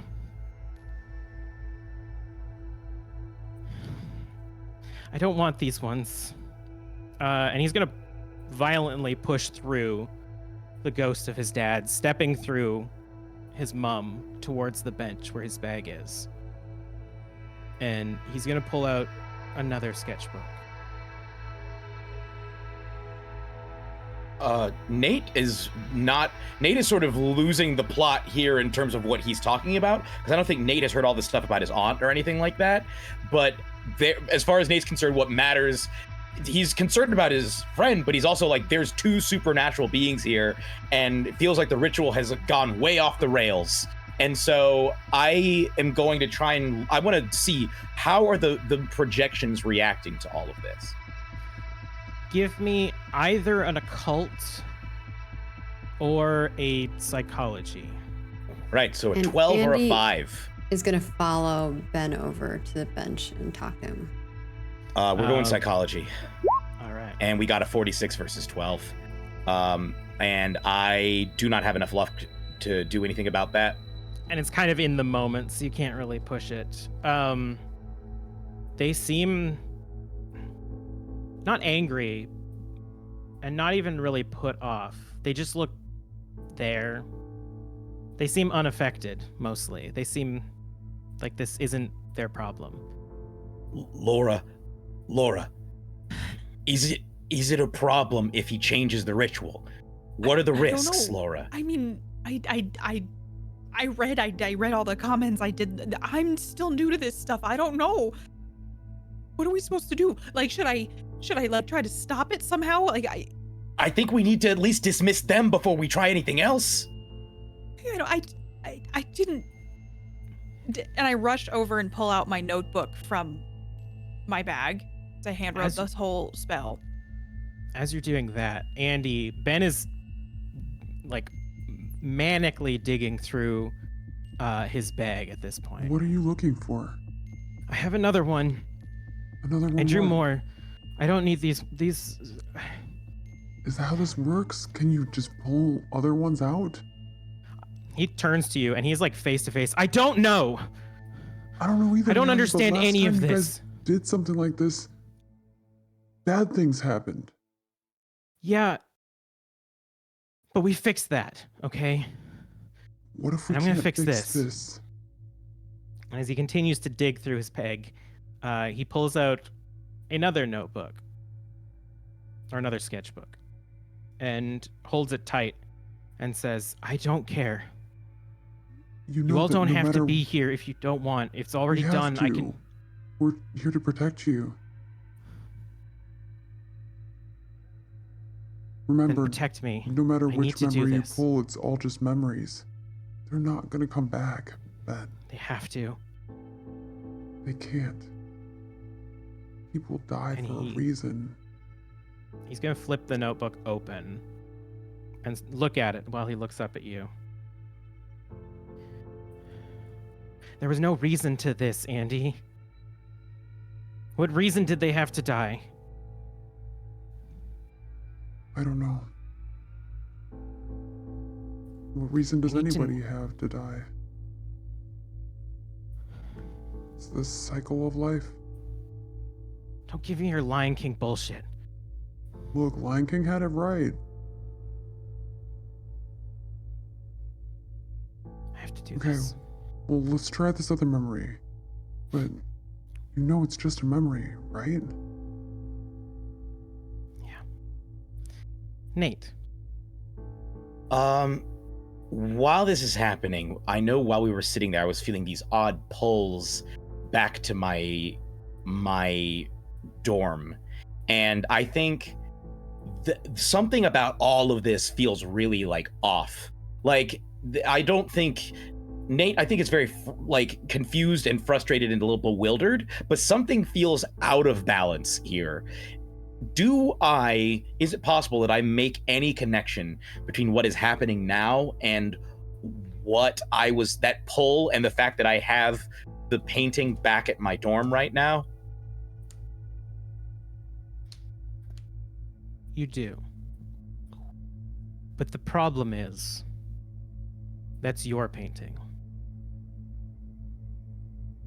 You deserve it. It's not Ben's anymore.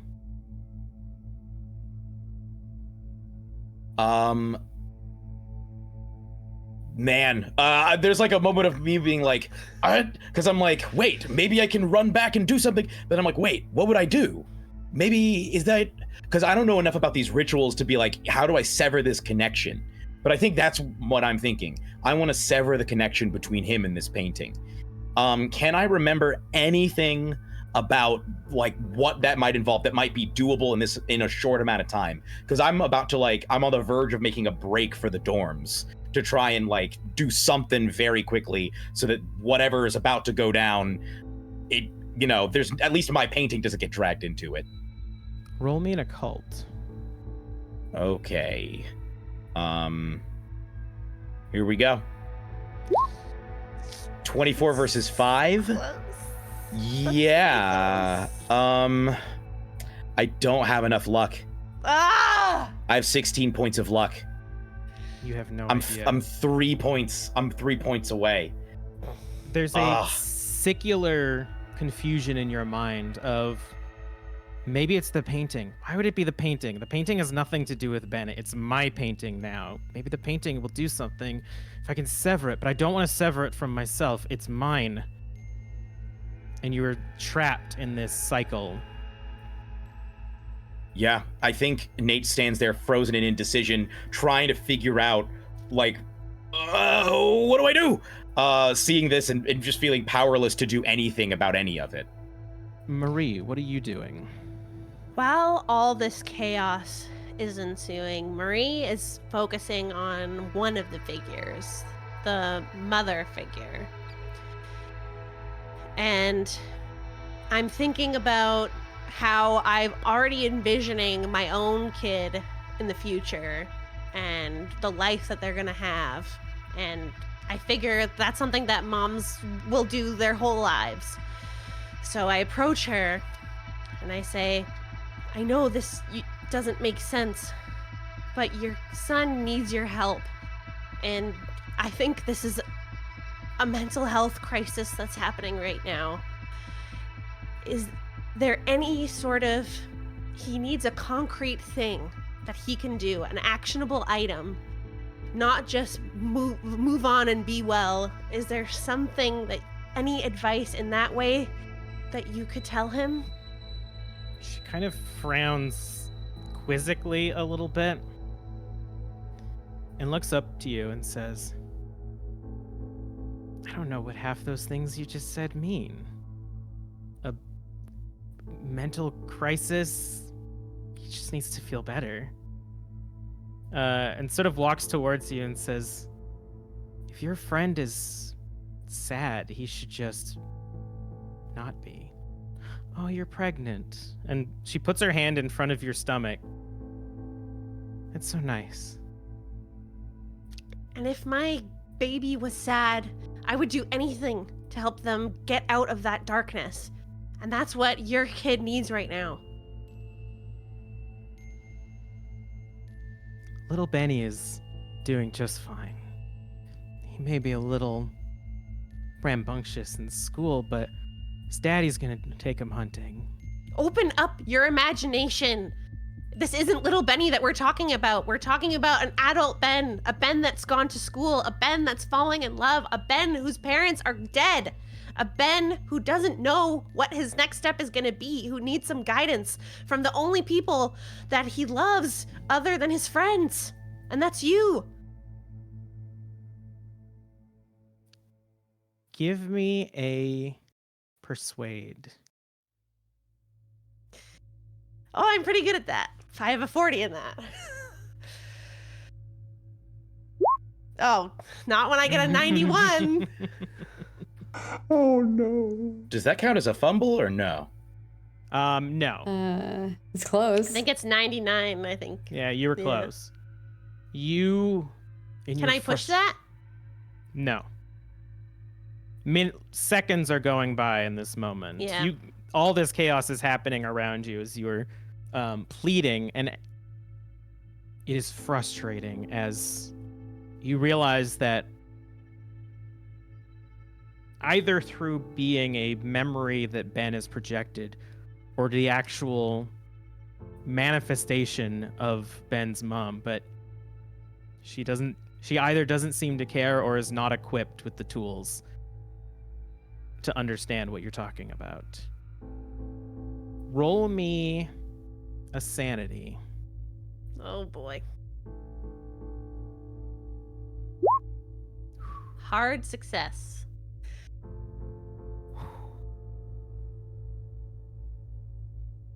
This moment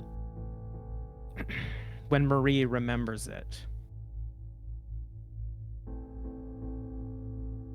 is etched into your brain. In this moment, you did everything you could to convince this mother to help their child, and they didn't. And all you remember is that desperate feeling of not wanting to be like her. You don't clearly remember this exact moment in your mind, but you're left with that feeling. Laura, you were getting your notebook. Yeah, I'm frantically going through the spell to see if there's anything about attempting another spell within it. Trying to figure out how to unsummon these two entities that Ben has brought forth. So literally just panicked, like going through these notes. Roll. I feel bad making you roll an occult because So low. you know. There's got to be a more applicable reading your own notes roll. Library? Yeah, or some kind of investigation Spot type roll. Hidden? I Let's guess call not really this spot a hidden. History? let's call this a library use because you're using the skills of how well you applied your notes, how well you wrote your notes, and how well you could go back and read them. The look on that face is like not good. It's better than a 5. It's okay. not great, but my library it's use better. is like okay. Ugh, I failed 20. 63 versus 20. Nobody really tries to repeat this. Usually it's closure enough, as the people online say, or people just thought they were high. Roll me a sanity roll. Okay. Oh. I'm standing up, just kind of like mumbling. Mumbling is like just random things like don't try anything. You're just like not making any sense. I succeed. Ooh. 31 versus 40. This was a bad idea. And the memory, the feeling that you carry forward through the years is don't try this again. This was a terrible idea. And Ben stares at the painting that he has in this new notebook, looking at you, Andy, and looking back down, and he says, if you had the chance, you'd try something. Don't fucking lie and say you wouldn't, okay? Yeah, man, yeah, I would. Okay. And he closes his eyes. Ben's dad looks over at you from the Andy's courtyard. gonna grab Ben's hands. I don't know. We held hands last time, so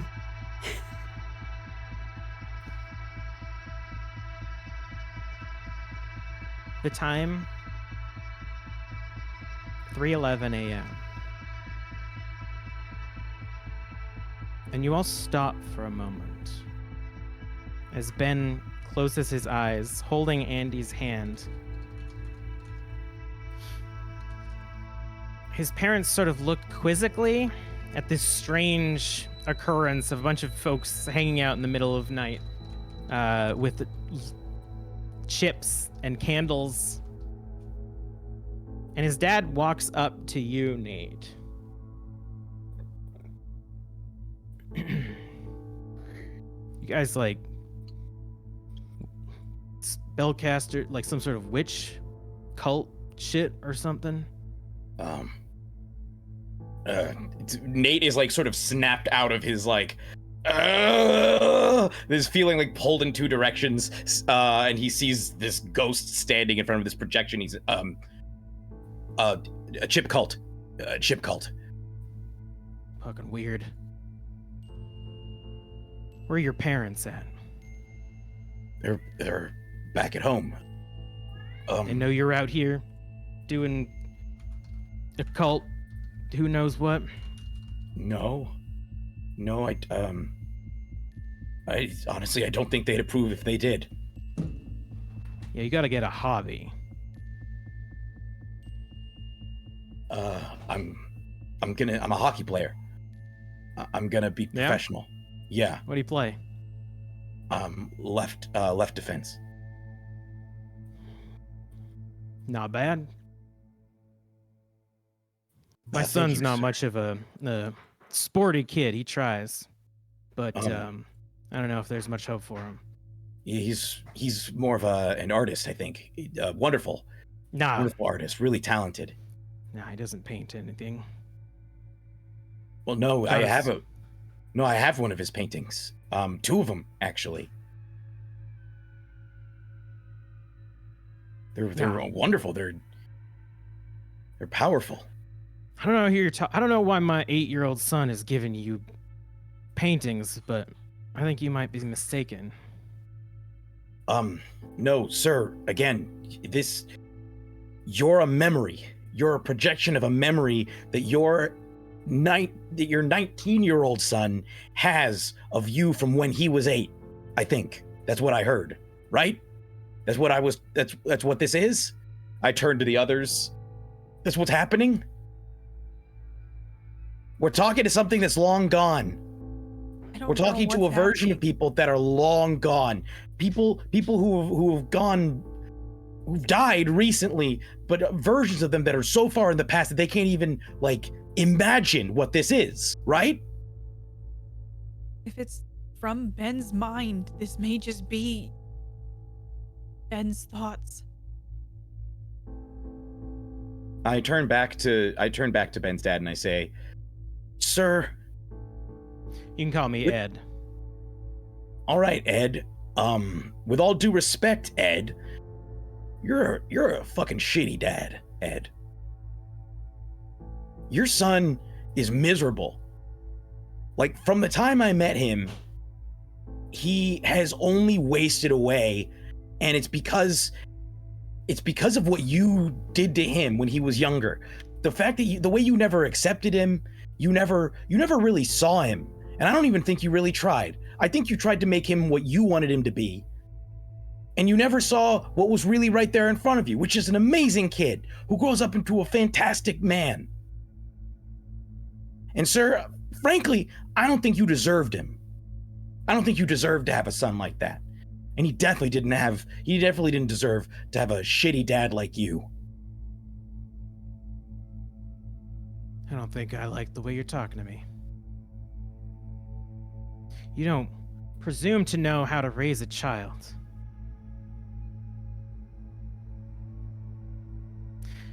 And frankly, and as he says that, and as Bev is slowly rubbing in front of the area of Marie's stomach, Oh, God. she looks up at you and smiles. And her head explodes.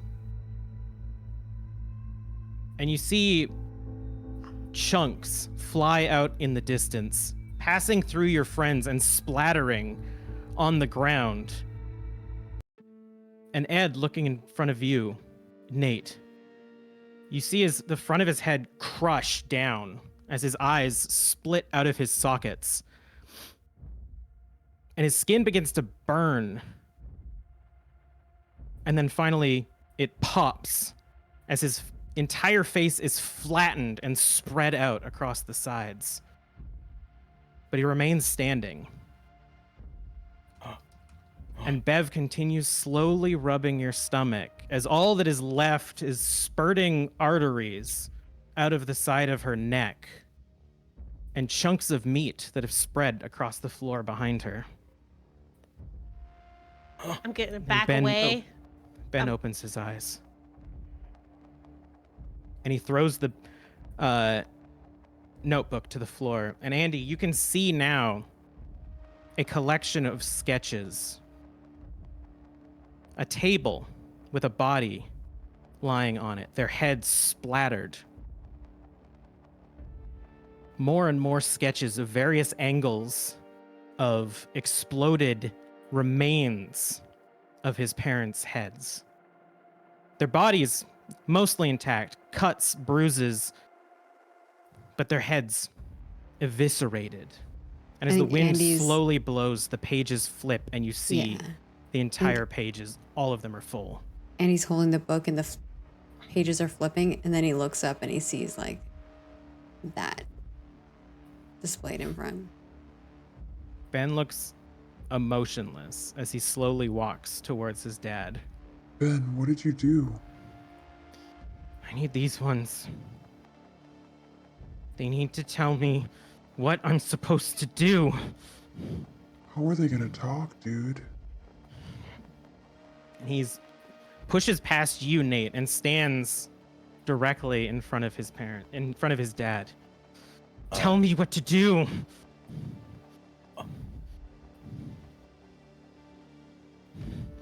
Tell me. And he reaches out and tries to grab his dad, and you feel a tug on your chest, Nate.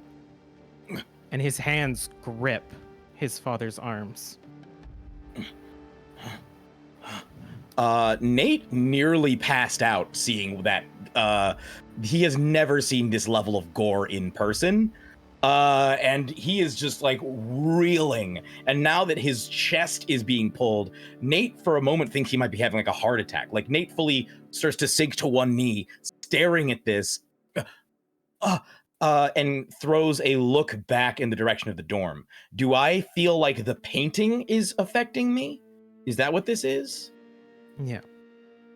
And I feel a direct connection between like the painting, me, and this, what I'm seeing in front of me, this version of his parents. Whatever connection you have with that painting is tugged every time that Ben interacts with his dad.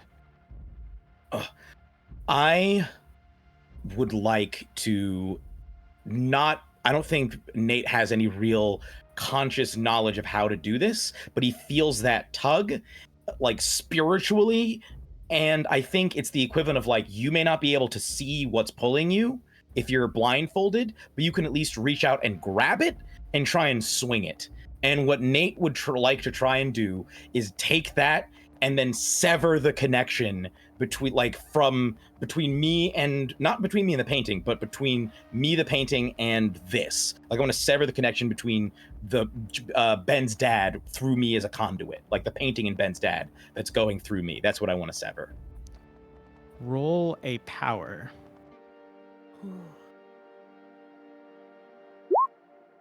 79 versus 35. Can I push that? Unfortunately not. As I said, these are all in the moment. As you try to sever it, you grasp aimlessly at this invisible cord coming out of your chest. Ben grips the side of his dad and hurls it to the ground. And as he does, I need you to roll me a sanity. Success. 37 versus 37. Just like on the dot. You remember this loss of strength. You can't pull against something that's invisible. You can't use your muscles to yank this thing away from you. You have full faculties, you can move around, but this thing is not there. And you can't use your muscles to to fight it. Laura, Can I what are pray? you... You can start praying. Laura, what are you doing? As soon as I see the implosion or explosion of the mother's head and the crushing of the father's head, I throw my book to the ground and I'm going to run over to Ben and just take everything within me to not be frantic at the moment and put my hand on his arm. Stop. This isn't what you're supposed to, this is not how you're supposed to do this. Stop. We're going to do this right. He looks over at you, and for the first time, you see rage. Andy and Nate would recognize this. It is a rage mixed with utter fear and despair. The same you saw in the woods. And he looks at you and looks back at his father, and he says, "Please, I just need to do it. Let me do it my way. Just once. He has been telling me how to do things for my entire life. I need to do this my way just once, please. And then it'll be over." You can do it however you want. Just, is this how you want to do it? It's the only way I know how. Is this how you want to remember them? It's the only way I can remember them. I haven't been able to Then maybe get they're not- this vision out of my head. Not since that night. Well, then maybe they're not worth remembering, Ben. Maybe these people are not who you should be focused on. Maybe it's us. Maybe it's me. Maybe it's you. Give me a persuasion. Some things I wish I put more points in when I Next time we play this game.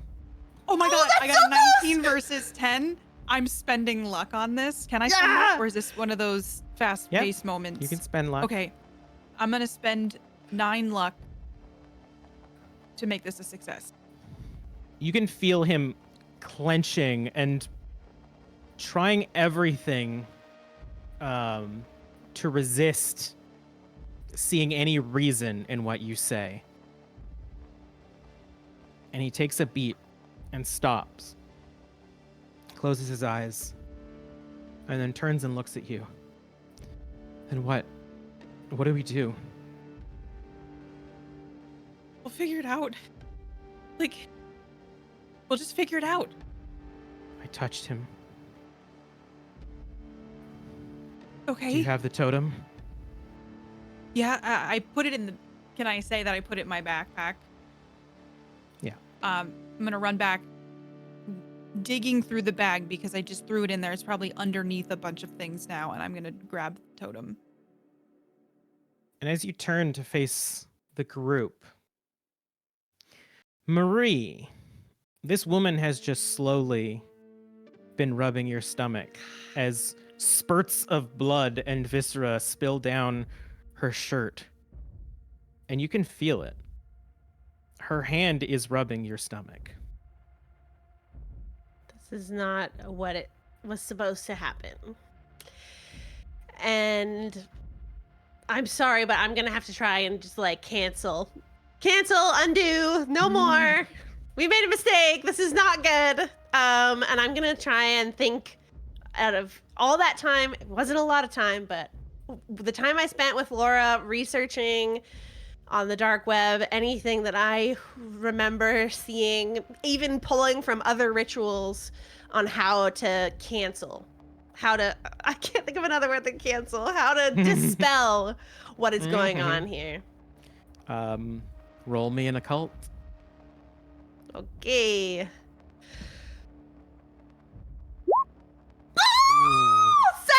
7 versus 30, hard success. You're gonna hate me for this. Dice telling a story. You know, beyond a shadow of a doubt, That I can't do it. that you can't. Fuck. As this hand slowly rubs your stomach, But you see Laura by the bench pull out the totem. Okay. I'm going to take a step back. What does the ghost lady do? She steps forward. Fuck. Continues rubbing. I'm gonna look around me. We're in the botanical gardens. Is there any sort of thing nearby that I could try and like put in between me and her?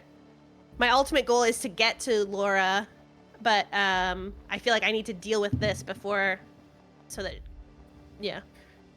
First roll me a sanity. Okay. Success, 34 versus 67. Wow. I don't know why you guys were so upset about this whole event. You seem to pass with flying colors. Your baby's in trouble. I And mean, the thing- that was also a regular roll. I don't know if for these we should No, be it's- rolling Not yet. hard. Okay. Not yet. We do not have Crying. homework today.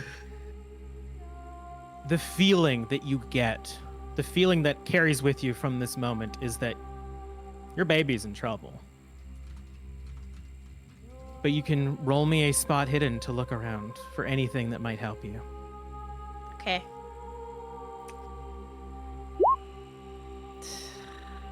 $55 versus 25. Takes everything in you to maintain your composure as this headless, gushing woman continues to rub your belly. Andy. Can I do one last thing? Real quick. I'm gonna grab her wrist so that she can't touch, like, so she can't be so near my womb. Because I don't know what, she just exploded. I don't know what she's gonna do, but I need distance between my baby and me. And if I can't find something to put in between us, I can put my hand.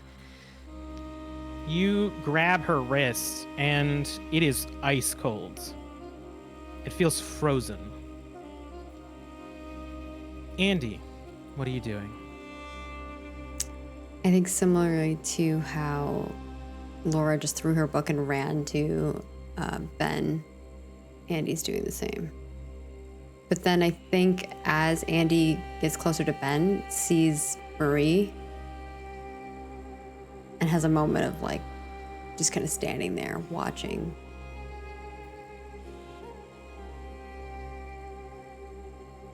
Give me a sanity roll.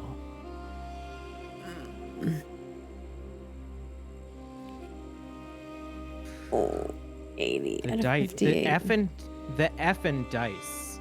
Could I on just take Andy. my sanity roll from earlier? Nope. I'm just checking.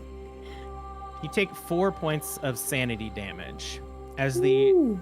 sight of your beloved grabbing the wrist of this headless woman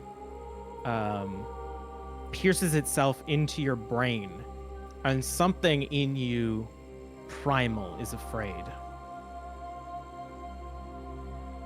Marie, be careful. And I think Andy rushes to Marie's side Ben, instead of helping Ben. as you rush over, Ben stands now, looking at what's happening almost in slow motion as all of his friends around him are in panic, and looks down at his dead father's body. The head now splattering and slowly spreading across the floor.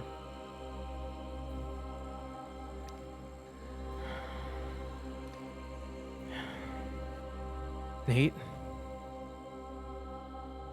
Yeah, I'm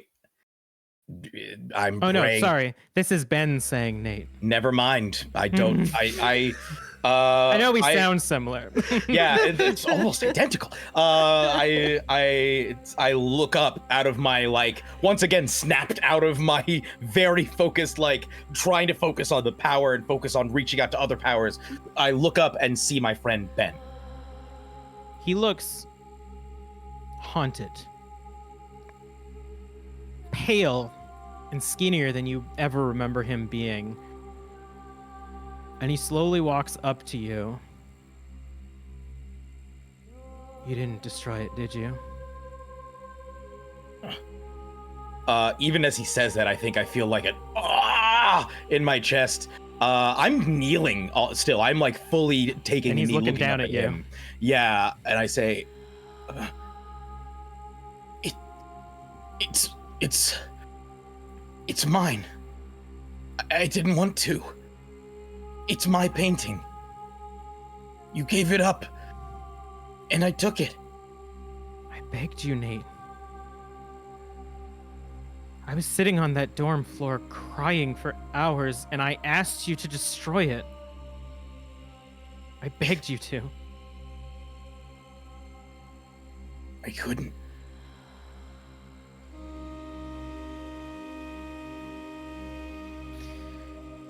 I hope I'll forgive you someday.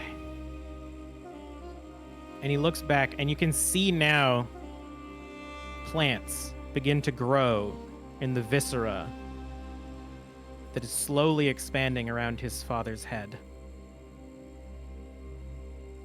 Roll me a sanity. That is a 43 versus 37.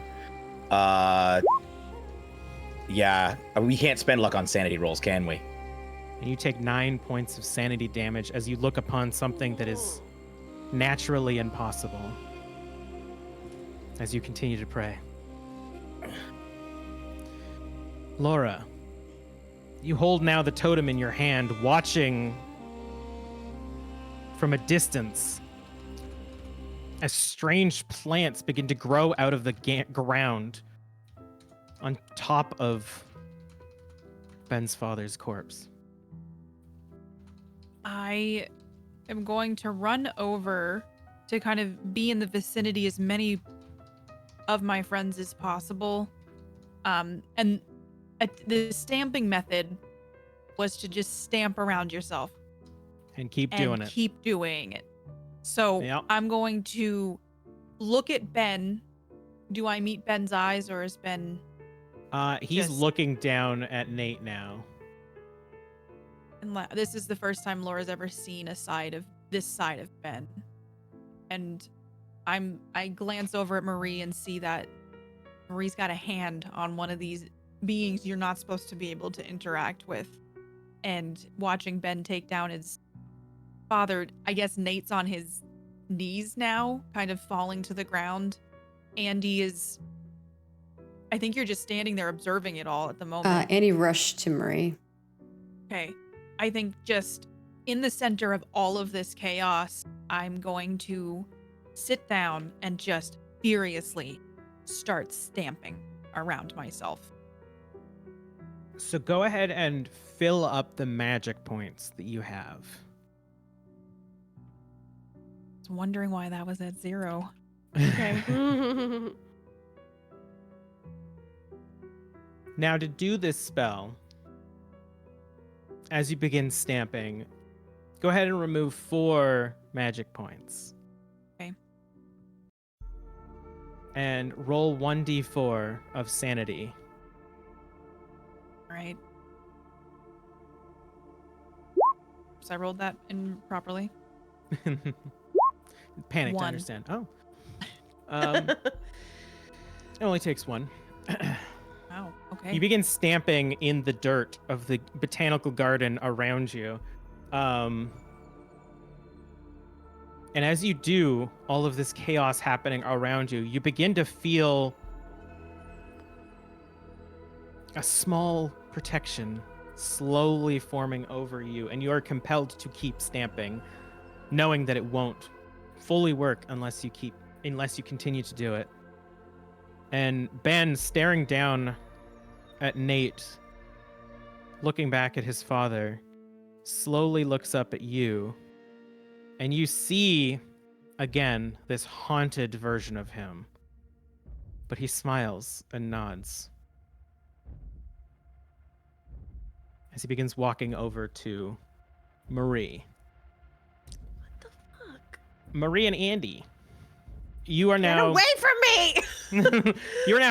you are holding on to this woman, and your hands, it's like holding a frozen cup. Your hand is starting to hurt, grabbing her wrist as you get there, Andy. What are the two of you doing? Andy's like gonna hold Marie, like the side of Marie. What are you doing? She won't let go. Let go of her. She keeps and- following me. And Andy will try to like break them up too. Okay. It doesn't take a lot of effort. She doesn't react to you splitting them up. You manage to slip her hand out of Marie's and feel again that icy cold. Roll a sanity for me. Run.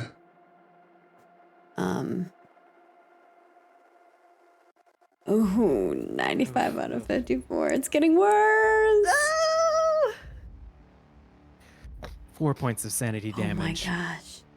As you are met with this reality that whatever it is you are touching is not meant to be here.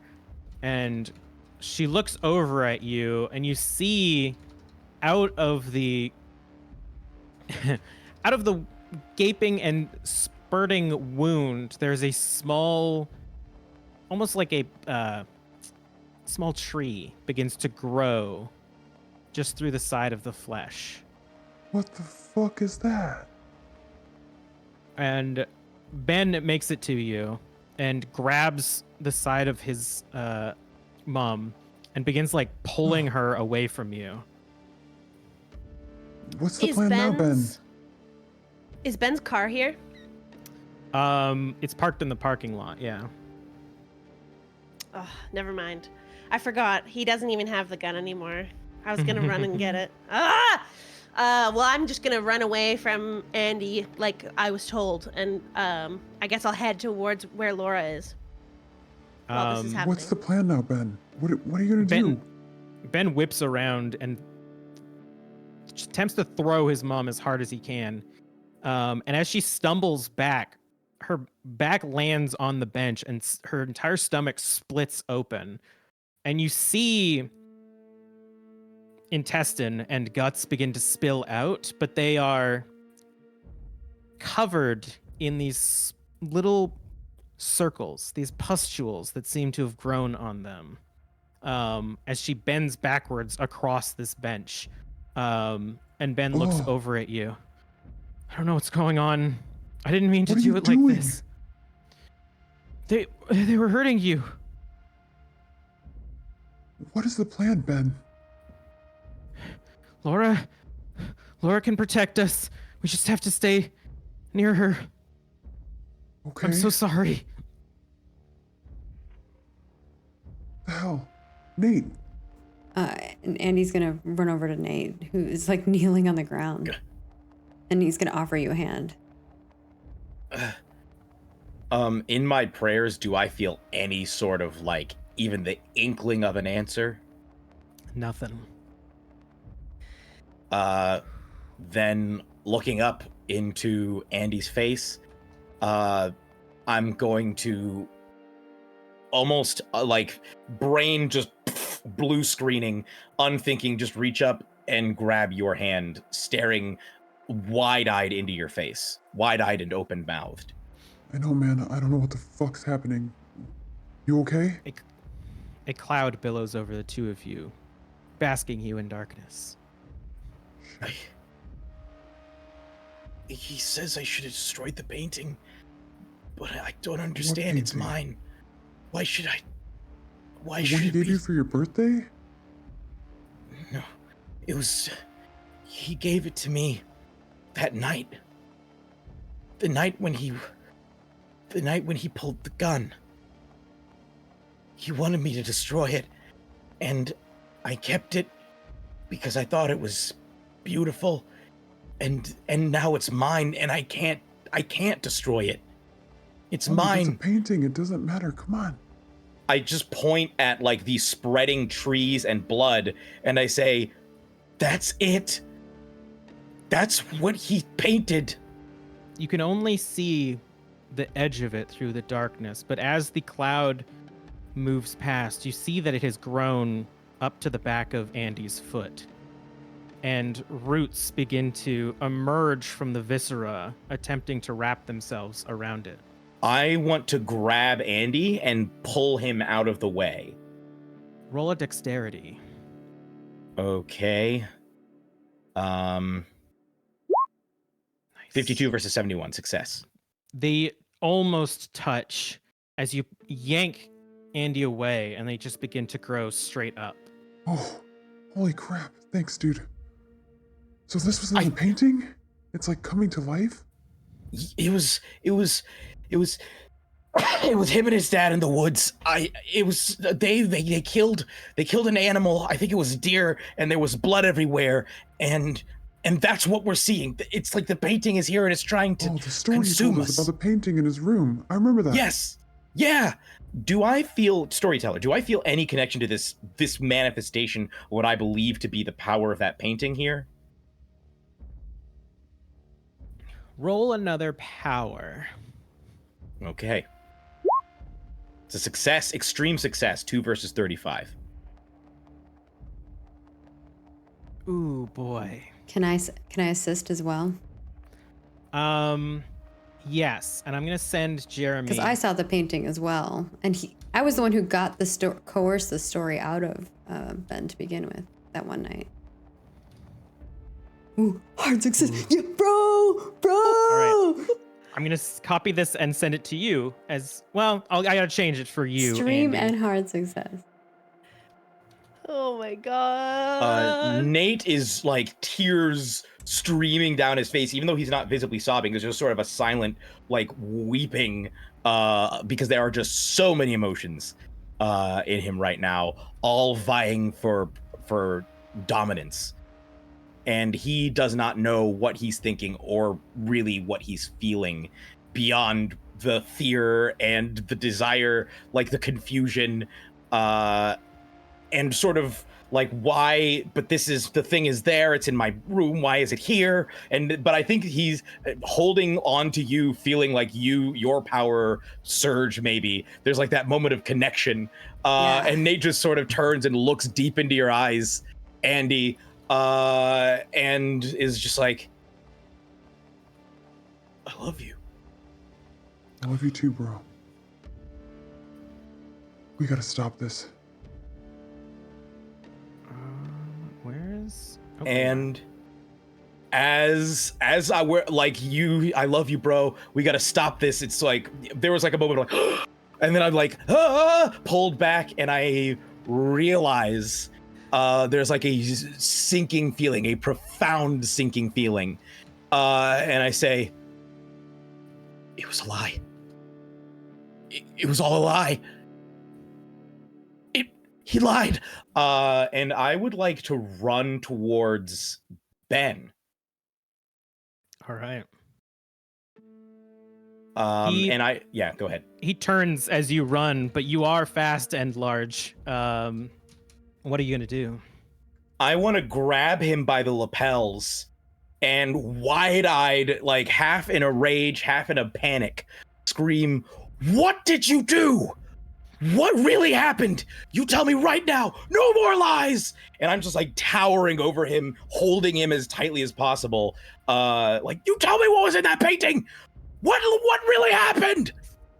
As you shake him, he doesn't react to you. He looks, again, dead-eyed inside. Roll a fast talk. Andy is going to grab like the closest thing that could be used as a weapon and get between everybody else and Ben's dad. I want to spend 10 luck. Yeah, you 5. do. I want to spend 10 luck. That brings me down to 6. You always But get so it's close worth to it. those vibes. It's wild. Mm-hmm. As you shake him, he's just kind of like, again, not reacting until finally you ask what was really in that painting, and he stops and doesn't make you let go or anything, and looks up at you and says, I couldn't tell you. We just met. You'd think I was a freak. He did this to me. He brought me into those woods. And we sacrificed. I don't even know who it was. Who? My dad. That was. And now That he was a wants to person? sacrifice us, Ben. The blood was from a person? It was just someone we picked up on the way. I couldn't do anything. I was too young. How do we stop it? How do we make it stop? Go to Laura. Laura will help us. Still holding Ben, I'm going to start charging towards Laura. And I don't know if is Andy also moving towards Laura? I'm What's Andy moving doing? with you, but I basically Okay. have my back to you, and I'm like facing Ben's dad, and I have like whatever I grabbed as a weapon, like a stick. I don't know what I grabbed. I'm just like protecting like you guys and standing in between. Marie, what have you been doing in this moment? So the last thing Marie did was rush from Andy towards Laura. I think from everything that we've known, holding hands seems to help make things more powerful. And I see Laura stamping with this yellow totem, this wooden totem. And I'm just going to put my hands on her hands and mimic or follow her motions around her as she continues the circle. Um, And I'll just keep doing that. Laura, do you continue stamping? Yeah, like I'm feverishly stamping right now. You, So I would, yeah, you just feel keep, it lock into you. And as you keep It- stamping, Yeah. you realize that you don't have control over who it will protect next. Go ahead and roll me 1d4 of sanity loss.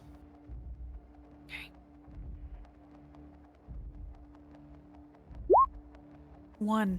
Not bad. Girl, you so good at this. Professional. And spend another 4 magic points. Okay. I'm gonna run out at some point. Right. Yeah, I'm just feverishly stamping and feeling like I have a moment of control, but then I think as soon as Marie puts their hands on mine, I feel that like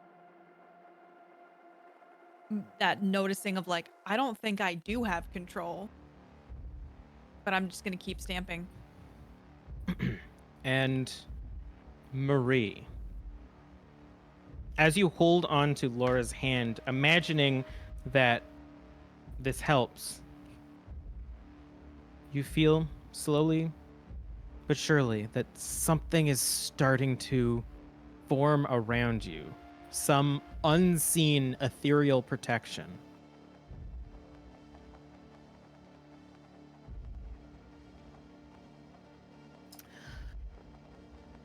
I think it's working. I think it's working.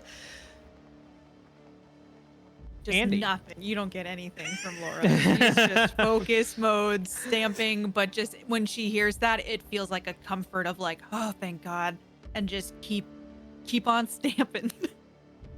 Just keep stamping. Andy, you get to Laura and Marie holding hands and hear Marie say that she thinks it's working. Okay. Andy's just gonna stand there, like, and basically, if Ben's dad comes closer, I'm gonna whack the shit out of him with this thing. Like, I'm just trying to keep Ben's gross dad thing away from the rest of us. Roll me a spot hidden, please. Ooh, all right. I just realized I need to be rolling at a penalty. I forgot. Oh yes, because you are Do I burnt just- out. Yeah. Well, I failed all the other rolls anyway, so. All right. Cool.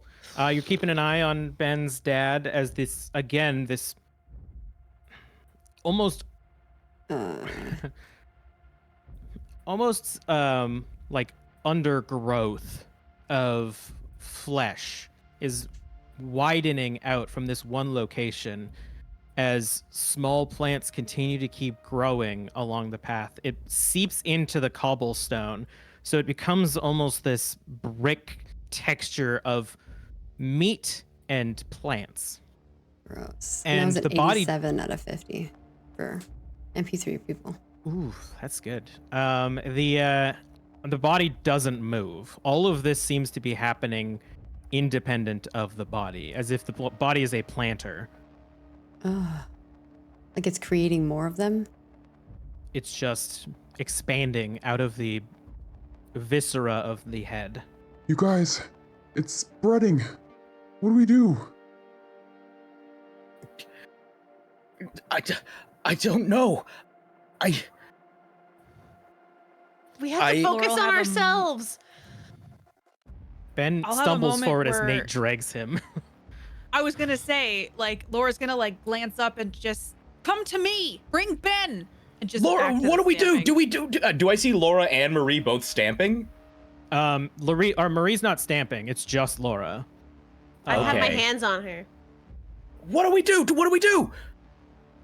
Just get over here, and I'm just gonna be stamping and just touch me, do something, make contact, and I'm just gonna keep stamping. Then I sort of, I just don't stop running until I'm next to Marie or next to Laura, and I sort of set Ben down, grab his hand, put it on Laura, and then put my hand on Laura as well. And I assume Andy was right with me. Yeah, the whole I'm way. following you. But I'm like with the stick, like trying to protect us from behind. If any of those little vines are getting closer, I'm like whacking them. Andy, put a hand in. Put a hand in. As you all do, Ben thinks and looks around. I think it's coming too fast. What does that mean? And then he looks at you, Andy, and looks behind you and rushes past.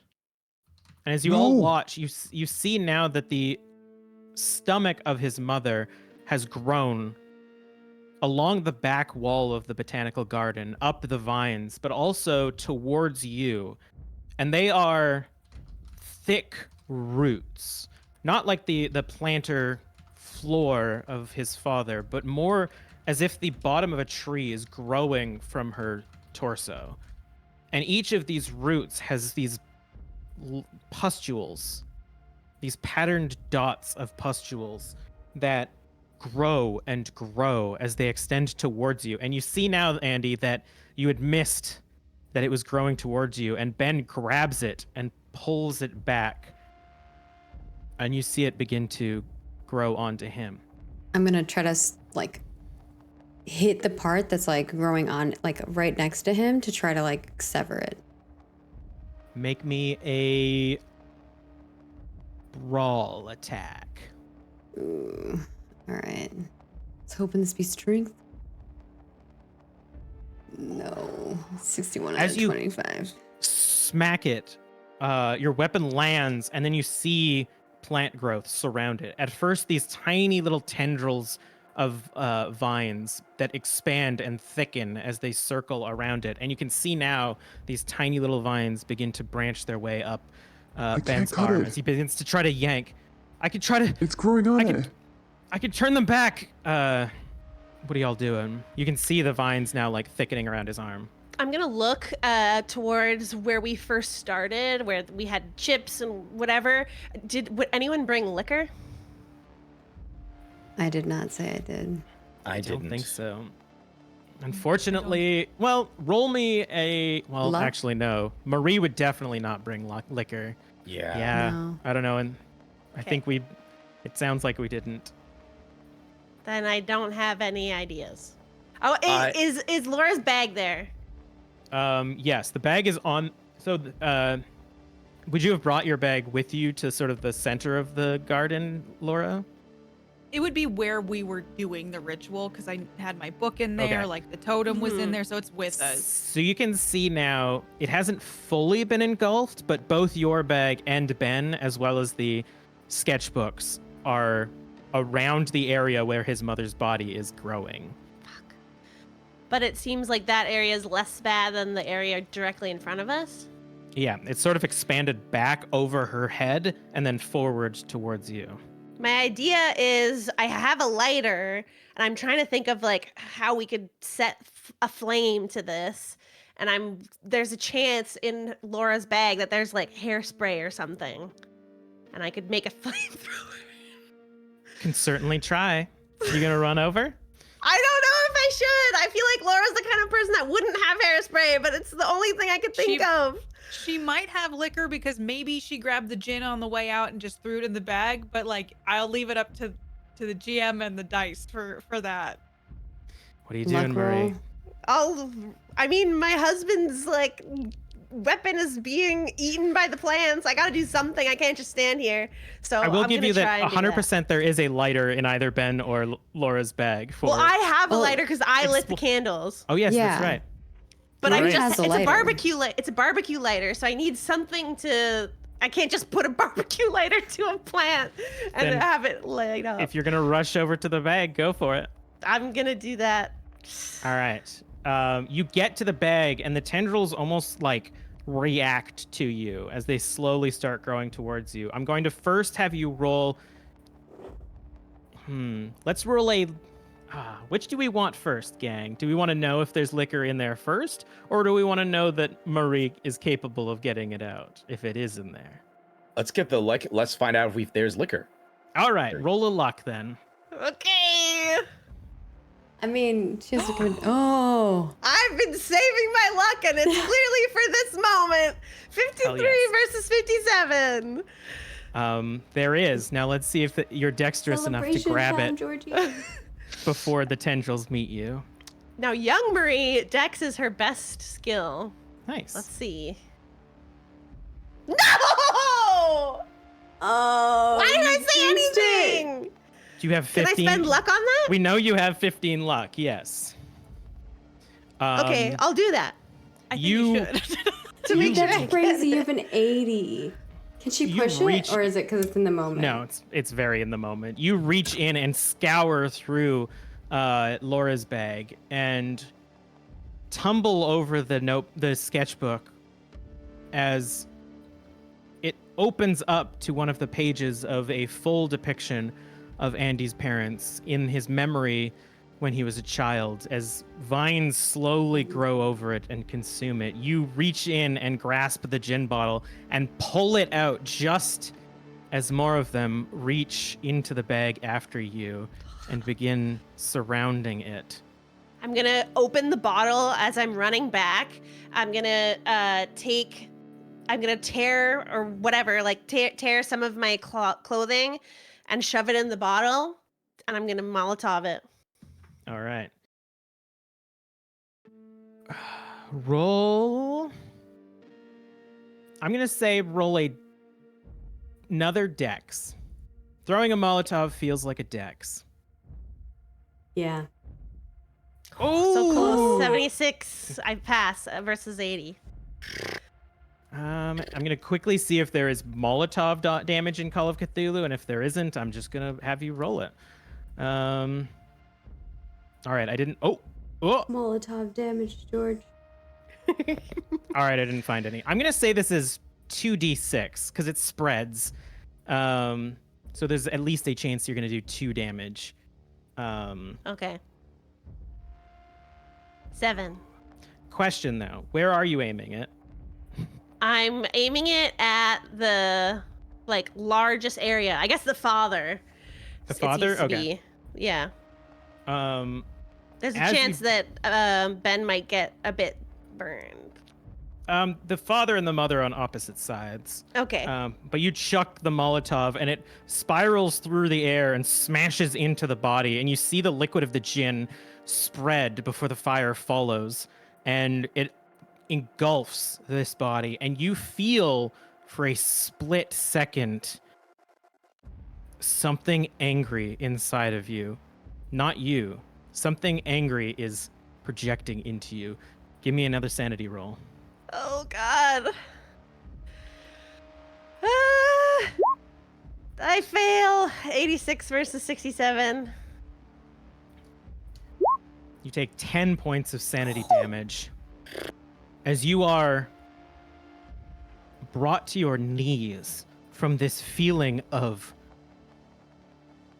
otherworldly anger and disdain towards you. And then the protection ward locks in.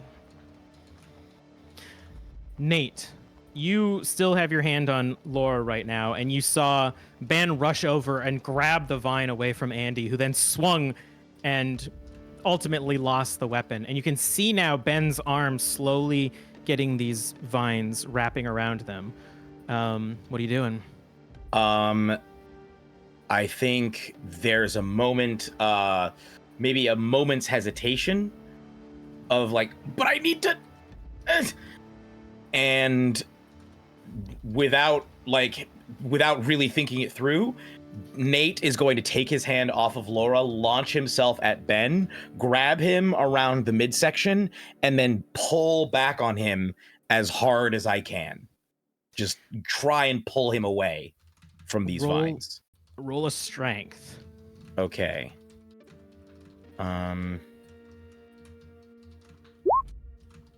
53 versus 76. I'm supposed to roll a penalty on this, but it won't matter because it's a D10. Yeah, agreed. No problem. You wrap your arms around Ben tighter than usual as your arms extend further around his somewhat withered frame. And as you yank, there is resistance, but it is loosed as a layer of Ben's flesh is ripped away, left in these tendrils. And you can see now under the layer of flesh, the tendrils have breached and are just wriggling underneath the skin. And you see blood immediately start to form on his arm as you fall back. And he screams. Roll me a sanity. Yeah. That's a failure. 46 versus 28. There's no way I can make that up with the luck. 11 points of sanity damage as you look upon this now growing behemoth of vines and tendrils and flesh, these pulsating circles of mass along its surface, and you lose it. This is otherworldly. This is not anything that you have ever dealt with. And even being connected with ghosts, it pales in comparison to what you are seeing. You are terrified, and this image of these pulsing tendrils and pustules is burned into your memory, only to be unlocked years from now. In a complete panic at having seen Ben's arm just get degloved in front of him, Nate like throws Ben away, not towards the vines, just like to the side, screaming, just like kicking and scooting himself back. And Nate is going to take off. And do I even I'll ask you, am I in a frame of mind where I can even still register sort of the situation, or have I moved into just a complete, like, I'm in a fight or flight. I can't really I don't really have a choice consciously over what's happening. Definitely the latter, especially as you stand up and again feel that tug at your back. Then I am going to, thought is gone. I'm going to take off running as fast as I can for the dorm. All right. For what Laura, is pulling me towards it. You are still stamping, right? Yeah, I'm trying to be as focused as possible, even though I recognize the world around us is morphing. As you see Ben collapse a few feet away from you, grabbing his arm, blood spilling down it, roll me a sanity.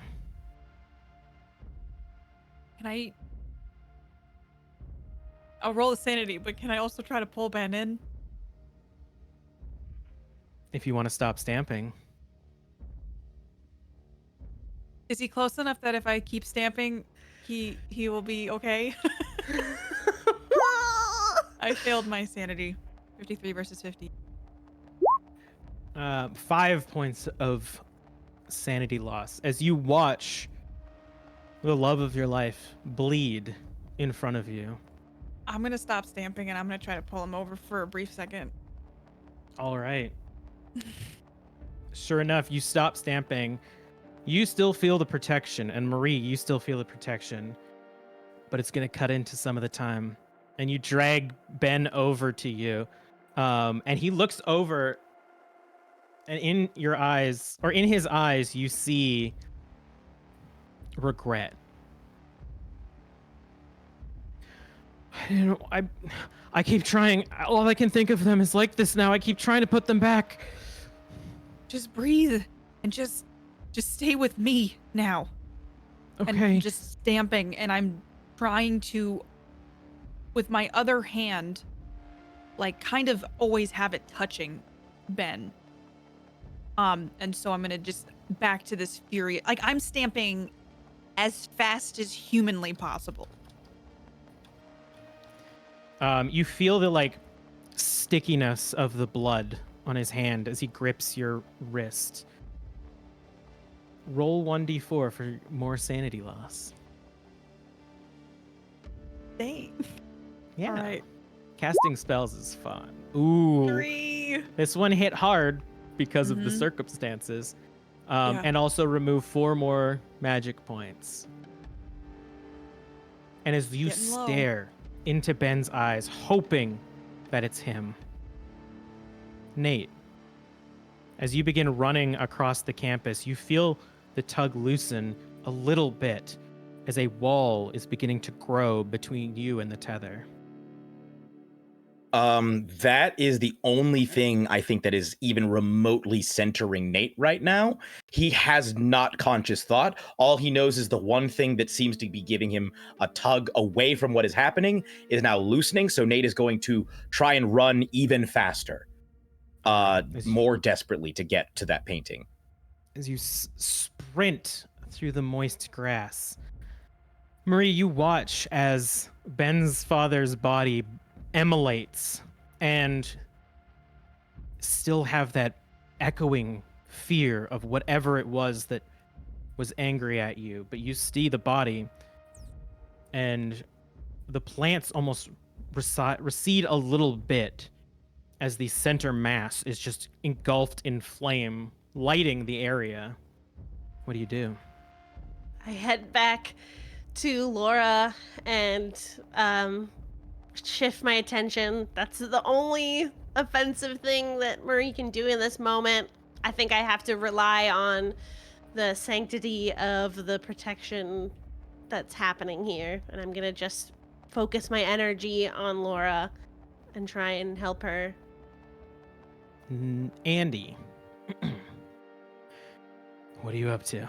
Hitting it didn't really work, unfortunately. Yeah, when I tried to hit it, it ate it. I think whenever I see the degloving, Andy is also like in shock, and as he's seeing Nate like run, he's like yelling for Nate, but Nate doesn't come back, and Andy just kind of like runs back to the rest of the group as Laura's fiercely stamping.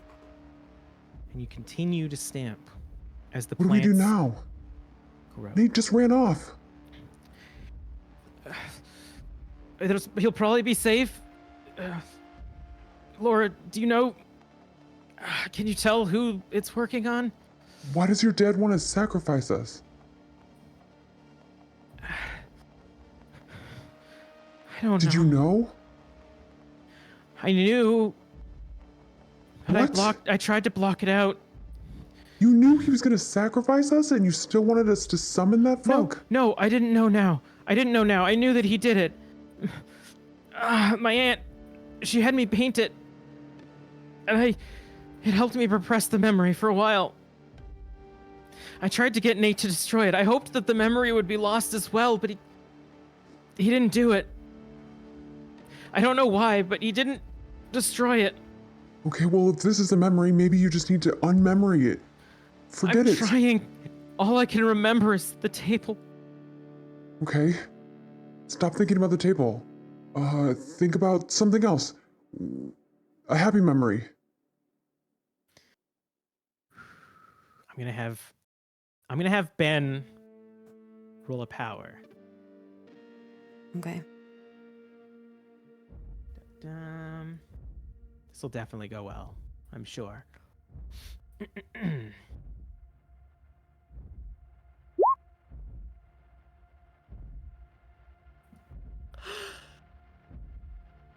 Oh my freaking gosh.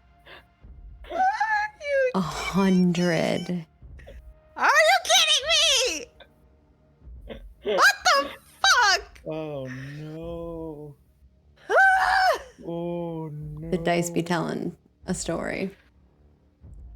Here's what happens. Oh no. Ben stops and stares into your eyes, Laura, forcing himself to think of any happy memory of his parents. And you realize there weren't any. Ben didn't like his parents. Ben's parents weren't good. All Ben is left with is questions and no direction. And as he digs deep, the plants grow faster. Just think of something happy, anything. I can't. Think of the time we came when we came for a midnight walk here in the gardens, or the time that you hung out with Nate, or spent some time with Marie, or did something with Andy, just anything. I could just hear screams. I could just hear screams. We had to build a fire because we couldn't see late at night. And my dad, so sorry. he dragged him out into the woods.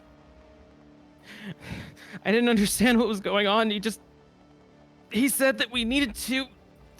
He said she wouldn't let us leave unless we did, and that I would leave a better man. All I remember is the fault. blood. Who, your mom? Morana. And at that, the shield locks into Nate. And one of the tendrils spouting from his mother shoots forward and pierces Andy in the shoulder. Oh! Andy! You Oh! see the vines begin to writhe and grow. You're gonna kill us, Ben. You have to fix this. I can't. I'm sorry, you have to be the one. You You could have do. to. You could do anything. You know, I believe you could do anything. I'm not It's strong. your memory, Ben. You've got to think of something better. Roll a 1d4, Laura. Okay.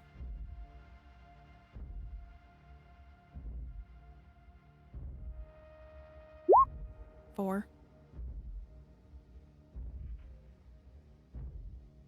You don't have enough magic. But you can give a little bit of yourself. You can remove 1 hit point to give yourself that extra magic if you want to cast this spell. I, without a doubt, immediately cast this spell and take that 1 hit point of damage. And you look between Ben in tears, trying as hard as he can to remember any good memory of his parents. And Andy, as these small tendrils begin to burrow themselves deeper into his shoulder. Andy, you feel a layer of protection begin to grow on you. And as all of you huddle there, Nate, you make it to your dorm, feeling fully protected from the world, no longer feeling the tug. What do you do? I make a beeline for that painting. And grab it and look at it. You no longer feel compelled to this painting. Whatever it is that Laura has done to you is keeping those feelings out. What do you want to do with it? in that moment of clarity, I think I realize what has just happened, or what is in the process of happening, and I recognize that this thing not only is potentially leading to the deaths of my friends, but it made me abandon them. And I'm going to take it, and I'm going to, as hard as I can, even with my injured shoulder, just try and tear the whole thing apart. Just take my hands and tear it right down the middle. You shred it in half. And Laura, you see Ben stutter. Ah! What's wrong? Ben, talk to me. What's wrong? What happened? I don't know. What happened? Where are we? We're in the We're in the- botanical gardens. Laura, what's happening? We tried to talk to your parents. It was a bad idea, and everything's getting twisted and messed up. We're trying to stop it. I don't want to die. You're not gonna die. And I as won't the let you die. As the shield locks in, the tendril piercing itself into Andy's shoulder is severed, and the bits that are digging themselves in slowly die, but don't wither. The stamping's working. Keep going. We need to help Ben. Flesh begins to slowly grow over the vines as they dig themselves deeper into Andy's body, lying dormant for years. And Laura, as you try to stamp faster and faster, you watch as vines encompass all of you, stopped by the shields that you've cast on your friends, but not fast enough to save Ben. As they grow over his body, you can see them slowly creeping their way into his cheek and into his flesh. You see blood begin to form in the whites of his eyes, and with all the force left in him, he looks at you. I love you. Let me go. Don't do what I did. I love Don't you. try to bring me back. Don't go. Please don't go. As the vines grow over his face, they encompass the shields, blocking out all light, and you are all left in a cocoon of darkness for hours. And that's where we'll end for tonight. Oh my god.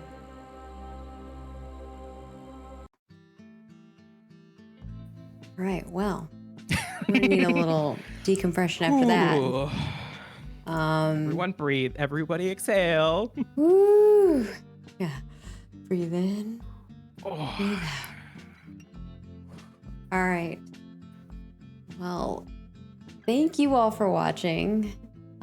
We hope that you enjoyed and are enjoying this as much as we are. We have 2 more episodes left. I'm scared. It can only get worse, I'm sure. We would first and foremost like to thank our sponsor today. Thank you so much, Roll20, for sponsoring today's episode, which was quite an epic one. If you're curious how we've been doing all of our dice rolling and things of that sort, that is all through Roll20.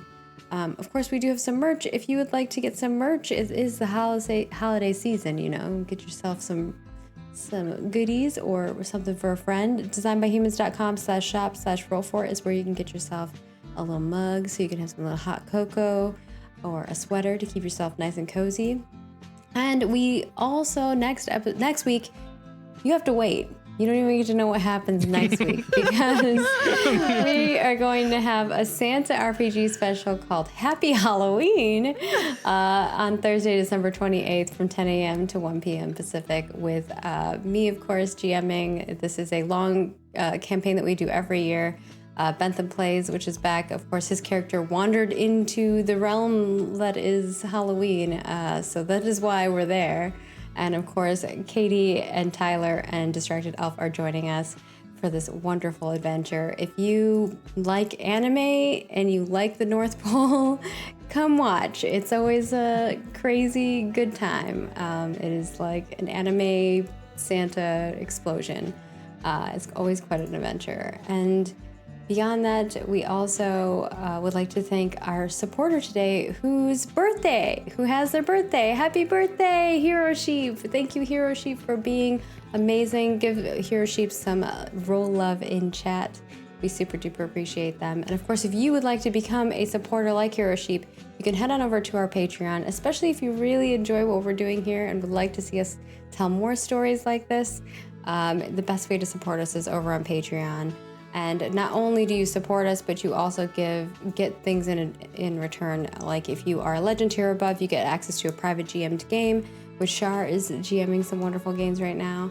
And of course, we also have all kinds of other goodies that are available. I believe you're going to get more trees from Kelly. So if you like, make sure some trees. You want some trees? You want some more trees? I can grow you some trees. Kelly's gonna draw some trees. Maybe they're gonna be creepy trees. I don't know. And of course, if you look, I don't know, man. Is there After a question? Today's episode. Is there a question of these trees creep factor? Look, they looked really cute in the first image, so I don't know. And of course, we have all kinds of other goodies over there if you want to check those out. You can also subscribe to us on Twitch. If you've been watching us live here, that's where you've been watching us. If you haven't watched us live, you can watch us live over on Twitch every Thursday, starting at 10 a.m. Pacific. And of course, if you have Amazon Prime, you can subscribe to us using that as well. And if you're a subscriber, you get access to our VODs in advance, as well as a bunch of wonderful emotes. And if you're a YouTube member, you get access to some of those emotes as well. And whether you're a YouTube member, Twitch subscriber, or Patreon supporter, you get access to our private Discord, where I'm curious to see what people's thoughts are after today's episode, after the event. We've all been waiting for. You've been seeing these juxtaposed situations, and now what happens in the future for next episode. I'm so angry right now. I forgot the Why? button. It's 3:16 a.m. when the shield closes. Fuck! I can't believe I missed the button. I knew. I was waiting every single time you said the time. It was giving me heart palpitations. I was waiting for the 3:16. 18 episodes were leading up to that button. I can't believe I missed it. You didn't. You can We kick felt it. off next episode with that. Honestly, we felt it. Yeah. We felt it. Good. The 316 was implied. Yes. Yeah. Yes. Work on your 316 media vibes. literacy at home if you didn't know it was I like 316 that. at the end Just of that like- episode. I got my don't hand tell. up. just edit me saying, and it was 3:16 a.m. Shift that in. Just edit and splice. Oh my gosh. But of course, I would like to give these wonderful people an opportunity to say where you can find them whenever we are not doing crazy things over here. So first and foremost, I'm going to kick it off with our one and only keeper, Kelly. Where can people find you at when you are not traumatizing us with other people's parents? Nowhere. That's all I'm doing. Well, at 3:16 a.m. every day, all the time, you can find me. No, you can head on over to twitch.tv/Kelly's channel, where I have been streaming 3 nights a week. I'm doing Baldur's Gate, Everyone's a Jack of All Trades challenge, which has been hell. And on Fridays, we just kind of figure out what we want to play and futz about. It's been fun. Go give me a follow. I would really appreciate it. That's it. I love you. Right. Next up, we have Katie. Where can people find you at when you are not parting ways with your loved one? Dang. Sad. You can just find me on. I know. I mean, we all knew something was coming. So Yeah. It still doesn't make it any less sad. No. You can find me on Twitch at Katie Peters Plays. If you like me on this show, just come say hi. All my stuff's over. So just go there. And next up, we have Jeremy. Where can people find you at when you are not running away from your problems? That's what I'm always doing. So you Or can't running ever find towards me. your problems. I don't know. It depends on how you see that one. You can find me on Twitter at JeremyCobb1. That's Cobb with 2 B's, number 1. Same on Blue Sky. You can find me on Instagram at the Cobbmeister, and you can find me on Twitch, twitch.tv/CasualQuestLive, where I stream Mondays with Kelly and Shar, doing a Baldur's Gate 3 co-op stream, and then Tuesdays, Thursdays, and Sundays streaming various games. We're just about to start streaming the Wagadu Chronicles on Sunday for a little bit, so that'll be fun as well. And also Show 3 Black Halflings, go check that out. It's a cool podcast that I'm on, and I think there's other things that I'm on that I'm forgetting. Just go look me up and see if you can find evidence of where I've been. I usually retweet stuff on Twitter. You say that like you've done something horrible. Evidence of where I've been. Last but not least, we have Shar. Where can people find you at when you're not making Molotovs? What a strange thing that Marie did today. Hands, Molotovs, I don't know. Yeah, I guess not. It is not that strange. Volatile Marie.